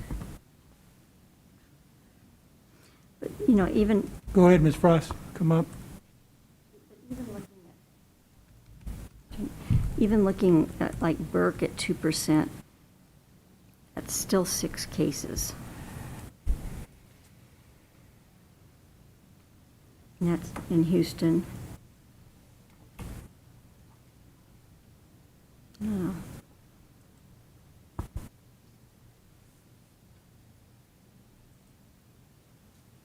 Do you want to say something, Ms. Ross? I did, sorry. Go right ahead. Okay. I just did want to point out, I heard you mention that we're considering if the numbers hit that percentage within a week. And just so that you know, the cases fall off after they hit the 10-day mark because that is the recovery date for the case. So in the case of Campo, which we've been talking about a lot, tomorrow, the 5th, we'll have 8 cases that fall off. Okay. So just taking that into consideration that we could go into hybrid based on a number 1 week, and then next week it could be very different. Now, I'm not saying Yeah. that next Wednesday we won't have more, but just to keep into account that, and we see that only, I think, because we have some clusters where we know that there's a certain group of students that hang out together. And so we can have a large amount of students fall off. So do we need to put in something where we have, that shows this percentage for 2 weeks, maybe? Or, I mean, I mean, that's like. that would make sense to me because we're trying to show a trend, not, Yeah. you know, but I know there would be others that would argue that you could also spike higher than that. You could. The way that numbers come off and on too, so during the interim period, you could be higher just as you could be lower. Right. But if we're trying to do it based off of trends. Well, because the reason to do it by trends is we don't want to disrupt kids. And okay, Right. this week you're in school, and then next week you're in hybrid, and then 2 weeks, and then you're in school for a week, and then you're back in hybrid. And we just want to be, I mean, even Kathy Hoffman, Superintendent Kathy Hoffman, said what we want to watch is the trends, not specific numbers, but the trends. Are the trends going up? And let's recognize, I mean, this is disruptive to kids. This is also very disruptive to teachers who, you know, I mean, if we were to notify a school today that they're going hybrid on Monday, teachers will be scrambling to rewrite their lesson plans. And you know, so this is an impact on not just the kids. Right. Um, And not to speak to education, because obviously that's not my training, but the lack of motivation, students, when they know that they're going to move to a different platform, we've seen, we've seen the grades drop dramatically with students because it's hard to be motivated and engaged from a hybrid platform or a virtual platform. And so knowing that that's going to change and it could be so inconsistent I think would be difficult for them. Well, and we really need stability. So, I think we need to think in terms of 2-week or 14-day blocks to give teachers the opportunity to plan accordingly, even though it's short notice, Wednesday to Monday, and families as well, Wednesday to Monday.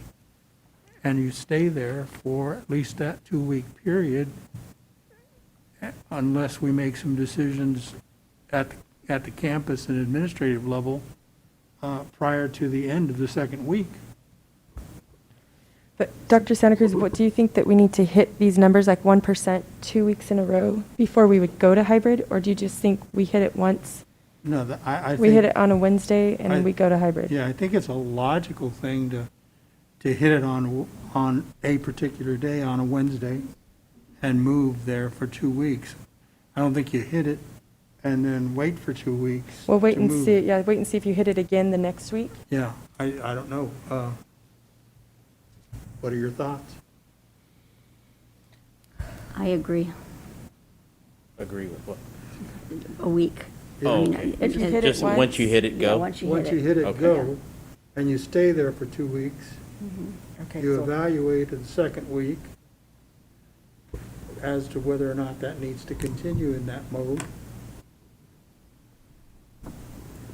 So so, if, so if we hit 19 cases at Campo, then they go hybrid for 2 weeks, is what you're saying. So based on so if we did it like what's posted on Yeah, that means they go to on there hybrid today, on- which is what we would utilize, they would go, Camp would go hybrid. We'd leave here tonight. I'd call Krista Cox and say, get your staff ready, and we'll talk tomorrow about sending out notifications to family and staff. I think we need to see a trend of 2 weeks myself. I want to be careful, but we are trying to keep these numbers low. And the one thing I would like is if there's something happens at a school and we have for example, 8 new cases, what was it that happened? Can we set out a lessons learned to other schools so that we can say, okay, these kids got together for a Halloween party, and then they all got COVID, and then they came, then they came to school, or they got tested. Just be aware of this to the other schools. I would like to see a lessons learned, because Williamsville High School had to quarantine their entire band. That's a lot of kids. And I don't know exactly what the reasons were, but I'd like to know what they were, so that we can be careful with our own bands, that we don't have to do that we don't make that mistake. We are able to do that and on a campus basis, and so, in fact, I just sent an email out to our staff about some lessons we learned at one campus that we could apply to others. As far as their personal activities go, yeah. It is what it is. It is what it is. I would really like our community to prioritize school and kids being able to go to school. And those other activities take a back seat for now until we have a vaccine, until we have a lower rate of transmission. I mean, we are in a spike, and I don't think any of us want to go back to June 30th, where we had 5,400 cases in one day. That is exactly why I would argue Okay, implementing okay. while waiting for a trend. Once you hit a number, you implement. You stay for 2 weeks. You evaluate at the end of the second week, or at an appropriate time in the second week, and make a decision as to whether you remain or go back. But to wait for 2 weeks to see if a trend's going to develop, I think is counterproductive, in my opinion.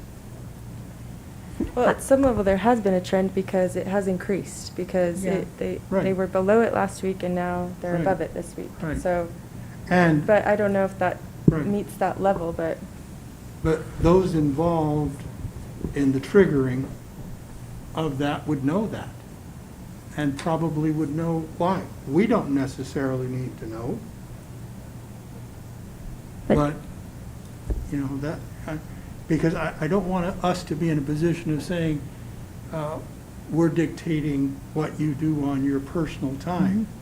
That's not our business, that's not our purview. It's our concern. But, you know, I'm not about the business of saying you can't do your family thing or your neighborhood thing, although I would caution you against that, but I'm not in control of that. And we have to deal with what we have to deal with, Right, not what exactly. goes on. And I think it's really important that we stop the trend. Correct. But recognizing the comments, let's recognize that in every stats class you ever take, they will say a single data point doesn't make a trend. Right. It may simply be the anomaly. So we're drawing conclusions without a trend. We're drawing conclusions on a data point. Mr. Carr, we're in my opinion, in a place that I never thought we'd be in, trying to make decisions that nobody wants to be making. And I have the utmost respect for all of us sitting here trying to work through this. And it's not fair, but it is what it is. So we have to come up with the best that we can do, because it's us. And we're the ones that are having to make this decision. Nobody else is helping us. And I agree with your statement, Mr. Carr. One data point does not make a trend, but the trend is around us. And it's broadcast to us on a daily basis. We're simply taking the information that's impacting our organization and trying not to do one size fits all, but trying to individualize that contingency plan for that location at that point in time. That doesn't impact the rest of the group, only that particular location, we hope. Could be more, but we hope. So- But it's not impacting everyone else. So if I can ask, one of the things we really haven't addressed in the motion, we've said, I think right now we're at 1, 1.5, and 2% is what is Yes. proposed for the motion? Yes. Okay. But within, if we can use Campo Verde as the example here, we've said it's a modified 1%. And we've said that in discussion, but we haven't said that in the motion. So if we know that there's a family, a siblings, et cetera, we might, we leave it at the discretion of the superintendent, and this is as much a question as a statement. Are we leaving this at the discretion of the superintendent to remove one of those cases, or perhaps two if there's two sets of siblings, and recompute that and hit that trigger? Is that what we're proposing, even though it's not stated in the motion? Or are we going straight percentage period? I think straight percentage periods takes the confusion out of it. Yeah, Argument. And I'm, You know what I mean? I'm not arguing one way or the other. No, I'm asking because that was a discussion point It was. when we met on And it was Friday something or that whenever I it was. actually brought up. Right. But as we talk through this, I think it just opens the door for more confusion, more suspicion about what we're doing and how we're doing. And I think part of the goal to this is make it as transparent as possible, so people walk out of this room, watch this later on, understanding, okay, here's the parameters they're working in, and there's an understanding. I am concerned about just saying we hit that number and we'll just go for it instead of waiting for 2 weeks, because I'm really concerned about yanking kids back and forth. I am, because this is hard enough. And I think kids are, we know kids are struggling. I'm an adult, And I am struggling sometimes with this pandemic, but being yanked from something that's, gives them structure and then being put back into hybrid and all the concerns, I really think we need to go with 2 weeks, because I just feel like if we're going back into hybrid and then we're going back we just have no idea, whether this will go. I just don't want to jerk kids around because I think that's bad for them. Oh, and, So and we- to the point, I Yeah. think that was drawn, sorry, Dr. McCord, Yeah, you're good. if we take a potential scenario, and I don't know that I'm interpreting everything that Ms. Frost said correctly, but we're at 20, 2 days later, 8 drop off, and we're back to 12. So the way that the dates fall and they come in, we may have only been, we may have been at 12, bumped up to 20, been down to 12, and only been at 20 for 1 or 2 days, and it just happened to be the Wednesday. Yeah. But the real data point shows that we're at 12 either side of that. Again, I'm playing hypotheticals here, and I know that's dangerous, but do we make a decision because it hit on a Wednesday, but even though it didn't on the Monday before or the Friday before with the timing? So I actually agree with Ms. Humphries. I just worry about taking a specific date and time without seeing a larger data set and trend. Isn't the Wednesday the reporting day, though? That's the Wednesday that we update. Okay. They get reported Every day, right? But, And they- but and you they- just updated it Wednesday. Well, and here's a thought we could add to the motion. If they're reported every day and we get 8, and then we're getting 10 more, if it continues to escalate, we could, then I think, if you have an escalating week where they're escalating every day, then maybe we should consider, to me, that hybrid would be more But compelling then. And that's fair, but to Dr. McCord's point on Yeah. transparency, To keep it the simple. board sees that, but the community doesn't. Yeah. The teaching and education staff don't. So we're creating a situation that's increases the likelihood of misunderstanding and mistrust. Never mind. So I mean, I'm torn between the two. I agree with you, Ms. Humphries. I'm not comfortable just taking a Well- snapshot in time. Can we come to a consensus on whether it's per week or we wait 2 weeks? Is there some way we can? So let's take Campo as a scenario. Yeah. Okay, so they're 20 today. If one of two things can happen based on what we're talking about. We pull the trigger, go to hybrid Monday. Or we wait until next Wednesday. If they're at or above their 1%, 20 or above, they would go to hybrid the following Monday. Yes, Is that's So what I'm once they thinking. hit that, Then we wait for they're- a second week. they're under watch or Yeah. Does Warning. that not create a lot of anxiety with everybody if they're sitting around waiting to see what's going to happen? I think he can do a plethora of things. I think. Yeah. I mean, I really do. I think it could create some anxiety with students, staff, and families. I think that, and even whatever we make tonight's gonna trigger some of this. People are just gonna be like, no, I'm not reporting. I don't want to be number 20. Yeah. On the campus, and so a lot of different things can factor into that. But yeah, you're right. Yeah, I think, as I said, these are uncharted waters, and we've never been there before, but I think we have to have some kind of a plan, be consistent, and no matter what we do, there's going to be exceptions, no matter what we do. But we can't look at every exception. It's just not possible. Otherwise, we'd need 25 hours of the day instead of 24. Well, that's what, I guess, could we report more regularly on a daily basis? I think that takes so much time, though, from the Yeah. nursing staff is part of the concerns, but that's one option, because then we could see a couple days in a row. You know, if we said Wednesday and Thursday are both 20, I'm just saying, because to Jennifer's point, the reason we're even discussing this was because she said, look, 8 will fall off tomorrow, we won't even be at 20, so should we consider that?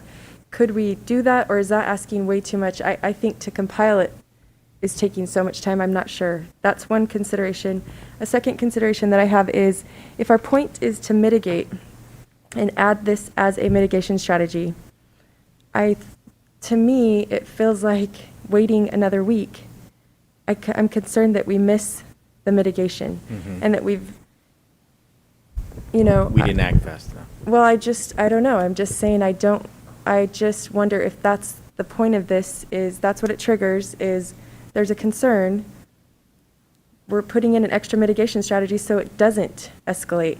I am concerned about whiplashing back and forth, but at the same time, I'm also concerned about having a point where we say, you know, this is at a point of concern that we need to enact another mitigation strategy so we can prevent the next thing. So those are my two thoughts. Maybe you could address the updating the testing more regular. I know we've had questions about that, and I don't know if it's even possible to compile it. I know it changes regularly.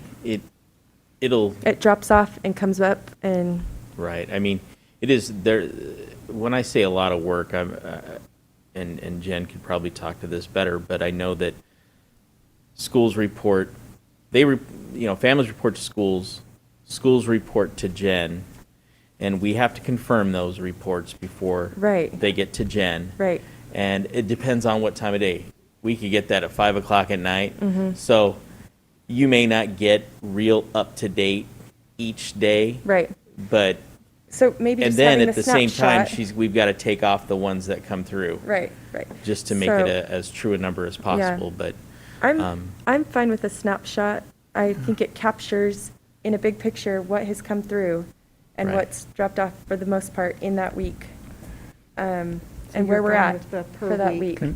I think where we're at is reasonable, especially knowing what the nurses and Jen is trying to do, that's how we continue to report it. But then I wonder if we do just do, as soon as you hit it, that triggers it, and we go to that next mitigation strategy of hybrid. Well, you know, and I agree with you and appreciate what you're saying. The implementation point of any program, any process is always a tough one to start, because somehow somebody gets caught in the middle there. And that's the reason you have to implement, so that you forewarn everyone else the possibility exists that in 2 or 3 weeks, this could be me. And I'm prepared for the possibility. You know, on the flip side, a different scenario here, we already have our critics even related to our dashboard. That our dashboard is misleading, incorrect, inaccurate, not appropriate. And yet, all we're trying to do is communicate as much information as we receive to people who would consume that. And nothing is ever going to be enough. We would employ people 3 shifts a day to push out all of the data and all of the information that everyone needs to receive, in hopes that those who would be receiving it are reading it and digesting it. There are some who are very diligent among us here on this board and in our community. There are some who just receive it when they receive it, or when they decide to turn on their computer or read the newspaper or watch the news. I'm not faulting any of that. Everyone has their own priorities. I'm just simply stating that we have to have a starting point, in my view, at some point. And by the way, even if we had people doing it 24/7, it would still be considered biased by some. So And that's correct. You know, we can change the dashboard, still report once a week, and take an average from Wednesday to Wednesday, instead of current active cases, average of current cases from one date to another. I mean, that's probably gonna lower the number, but That changes the whole intent of the dashboard of being transparent as to where we are today. So I And Dr. McCord, I wasn't necessarily offering a criticism. oh I no, was trust me, simply- others have already given it. to me. Simply It's making, good. making that statement. Are we at a point where we think we understand where we're headed so that we can take a recess, craft, and hammer out the final portion of this motion? I think we are, but can I ask one question? Sure. I'm trying to in my mind answer the question that Ms. Humphries and I have about trends. Can you remind me where Campo was last week? Do we remember? Say they were at, like, on Wednesday of last week, 6 or 9. I remember, Okay. it could be reversing a number, but it's one of the two. It wasn't, they weren't in the teens, I don't believe. Okay, that more or less answers my question, because my question was, even without being there 2 weeks, is it giving us enough of an indicator that they're close, that it might serve that same purpose? But in this example, I don't know that it did. It was 6 last week, so in this example, it didn't necessarily, would not have necessarily provided us that pre-alert. So just looking to see if that was the case. But anyway, back to your question, Dr. Santa Cruz. All right. What I would like to do is call a recess for 5 to 10 minutes, hammer out the language in the motion, come back, read the motion, first and second the motion, discuss, and finalize the motion. So we stand in recess for 10 minutes. Well, I hope. You're welcome. I just really wanted to think it through, so. Julie, you want to bring me your Yeah. piece of paper? And I'm gonna have to take a break. Oh, you're good. Just show So me where, Here's my chicken I scratch. think I've got everything. I added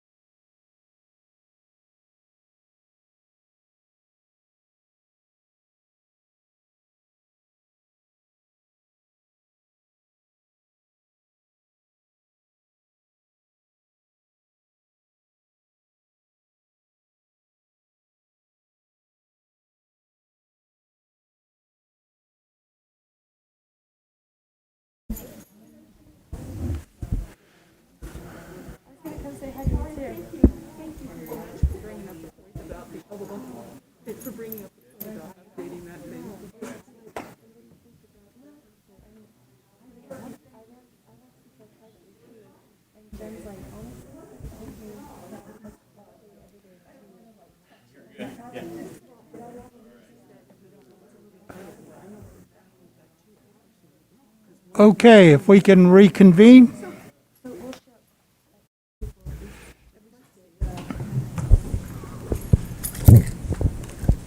Thank you for your indulgence. We will reconvene. We are prepared to hear a motion regarding our contingency plan and its various components. Ms. Humphries, I will yield to you. All right, thank you. I make the following motion. Gilbert Public Schools Governing Board prioritizes the academic, social, emotional, and physical well-being of students and staff. During the worldwide COVID-19 pandemic, it is the goal of Gilbert Public Schools District to mitigate the spread of the virus within its schools and within the community. Gilbert Public Schools will continue in-person instruction for those enrolled until, due to the spread of COVID-19, the following guidelines show the need for change on a school-by-school basis to the hybrid A through L, M through Z model of instruction. Guidelines established by Gilbert Public Schools show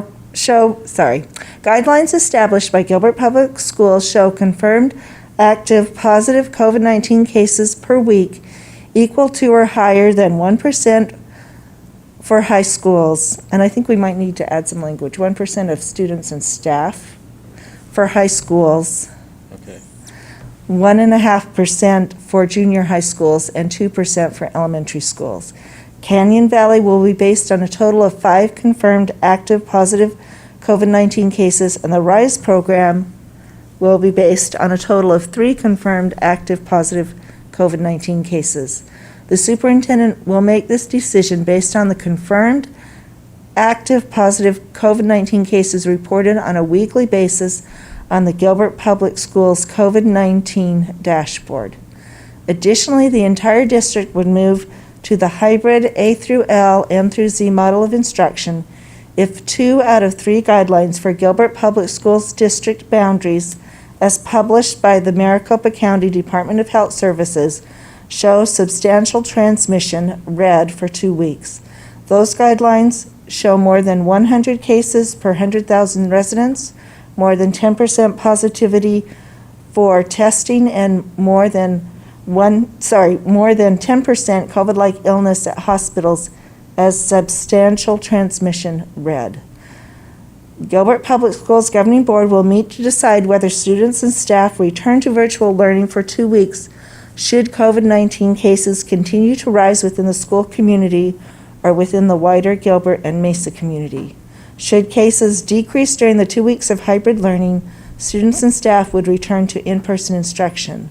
The superintendent is authorized to review appropriate data and make recommendations to the board. This motion, unless extended by the board, will end June 30th, 2021.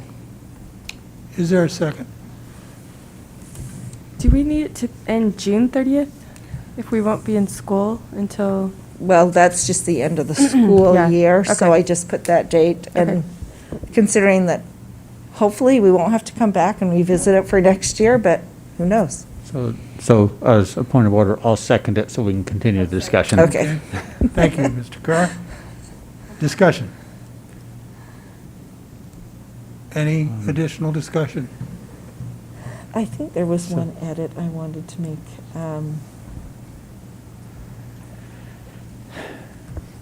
I don't remember what paragraph it was, just, can you go down? It was adding the students. and It was staff. that, and then there was another one.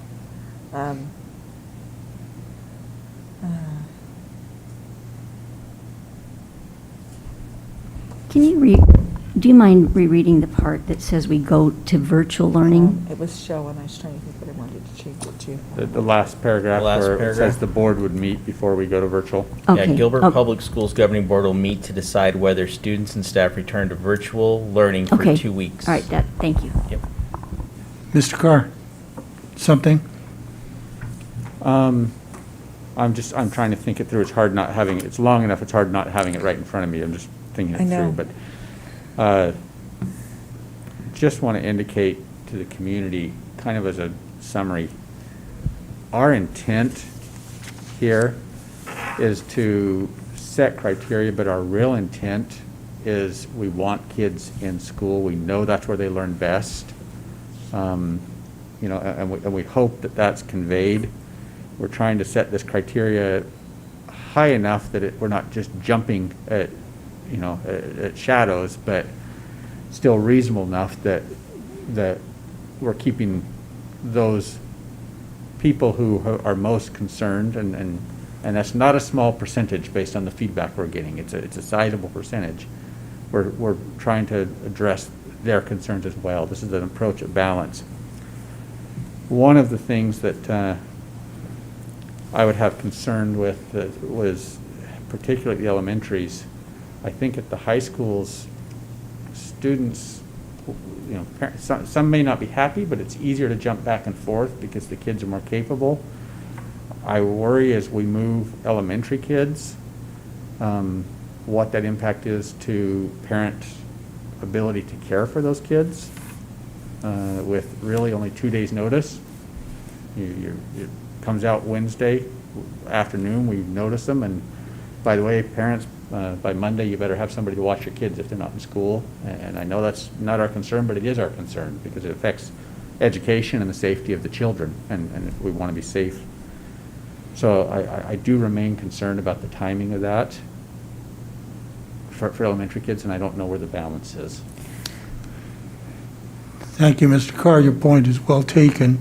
And just as an aside, as we look at the last paragraph and that meeting of the board to make a determination about virtual learning, I continue to have concerns with how we do that and how efficient that model is, and what we are going to do to modify and repair that particular mode of instruction for our district. And that's not a criticism of anyone. That is just simply trying to come up with a delivery of electronic instruction that is not quite as labor-intensive and/or as complex as what we had. So that's a concern for me. Another point, if I may, is aren't we still under the executive order that we would need to provide on-site Yes. On-site learning learning? So do support. we need to put that in here somewhere? No, because it's No. in the executive order. Okay, so you would communicate that as Correct. needed? Correct, and That same Wednesday night, Thursday night, whenever it goes Yep. out to parents, it would be said, this is how we will provide this. Now, to clarify, do we have to provide on-site services if we're in hybrid? yes, Because my interpretation of the executive order is we have to provide on-site services if we're in virtual we learning did it environment. during hybrid as well. Yeah. So the reality is when we move an elementary to hybrid, we're probably going to have a sizable number of those kids there. They're just not going to be in the same environment. Actually, not necessarily, because it also states that we have to have the appropriate personnel to be able to supervise them. And if we don't have the appropriate personnel, because we won't have bus drivers available, they'll still be running. Paraprofessionals will be with primarily their special needs students.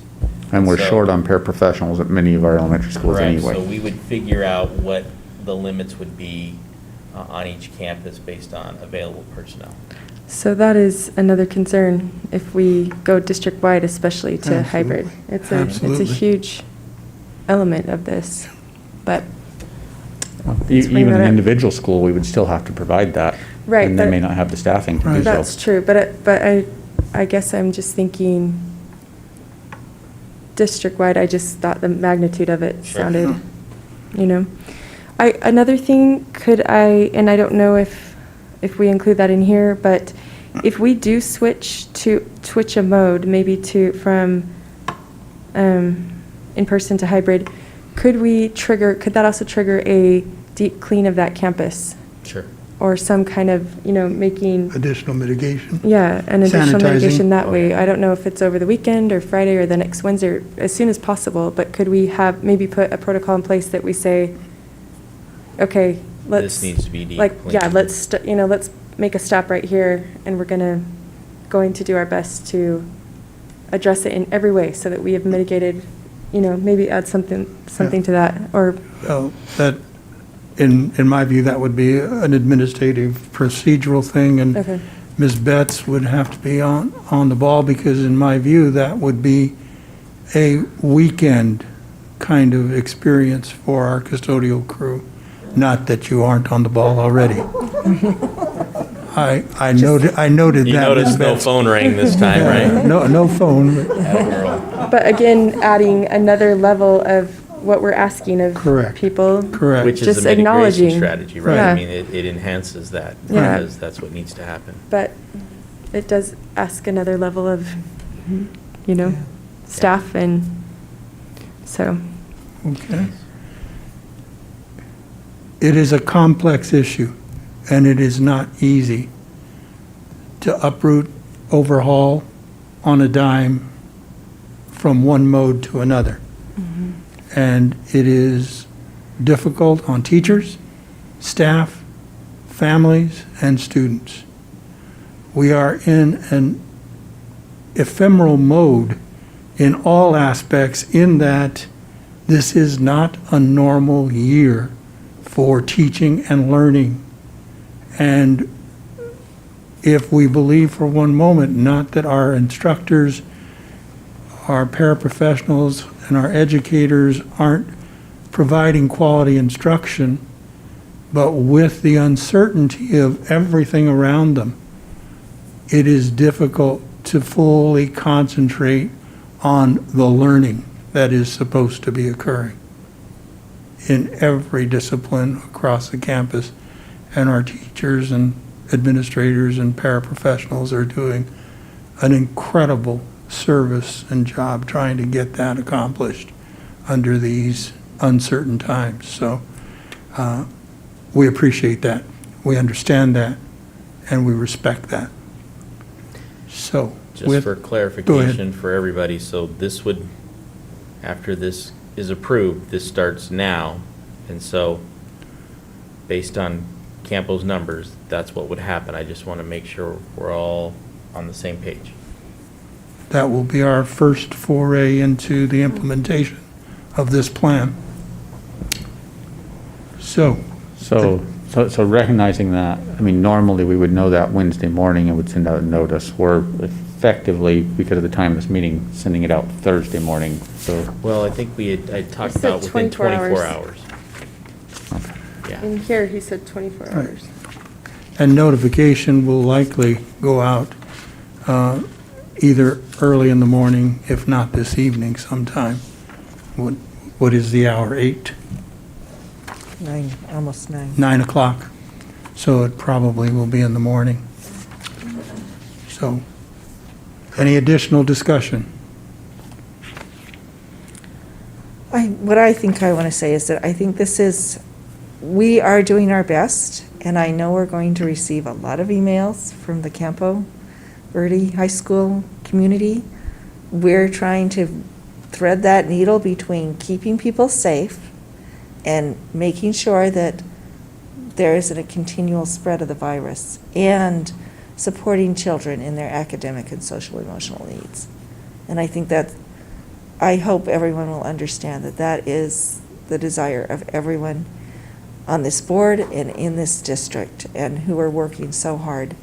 I just want to say, in public education, I think the people that go into public education have a wide altruistic streak, because they always give way more than you could ever imagine anybody would do for a business, unless they owned it. But they care for our kids as if they're their own kids, and we're trying to do our best. Difficult decision, board members. I appreciate your diligence and your attention to the task. If there is no additional discussion, we will take a vote. and that would be item 6.02. All those in favor of the motion as read, lengthy as it is, please signify by saying aye. Aye. Those opposed, the same. Motion carries 5-0. We are at item 7, adjournment of this brief, that's a laugh, board business meeting. 7.01, we are at the adjournment phase. I am available for a motion. If you take out the word brief, I'll move. Okay, I took out the word brief. So moved. Thank you, Ms. Ujetti. Is there a second? I'll second. Thank you, Mr. Carr. Appreciate your diligence this evening. Appreciate those of you who are watching live stream and those of you here in the building. We are not until I vote. Until we take a vote, all those in favor of adjournment, please signify by saying aye. Aye. Those opposed, the same. Motion carries 5-0. We are adjourned. Don't forget to sign with Gabby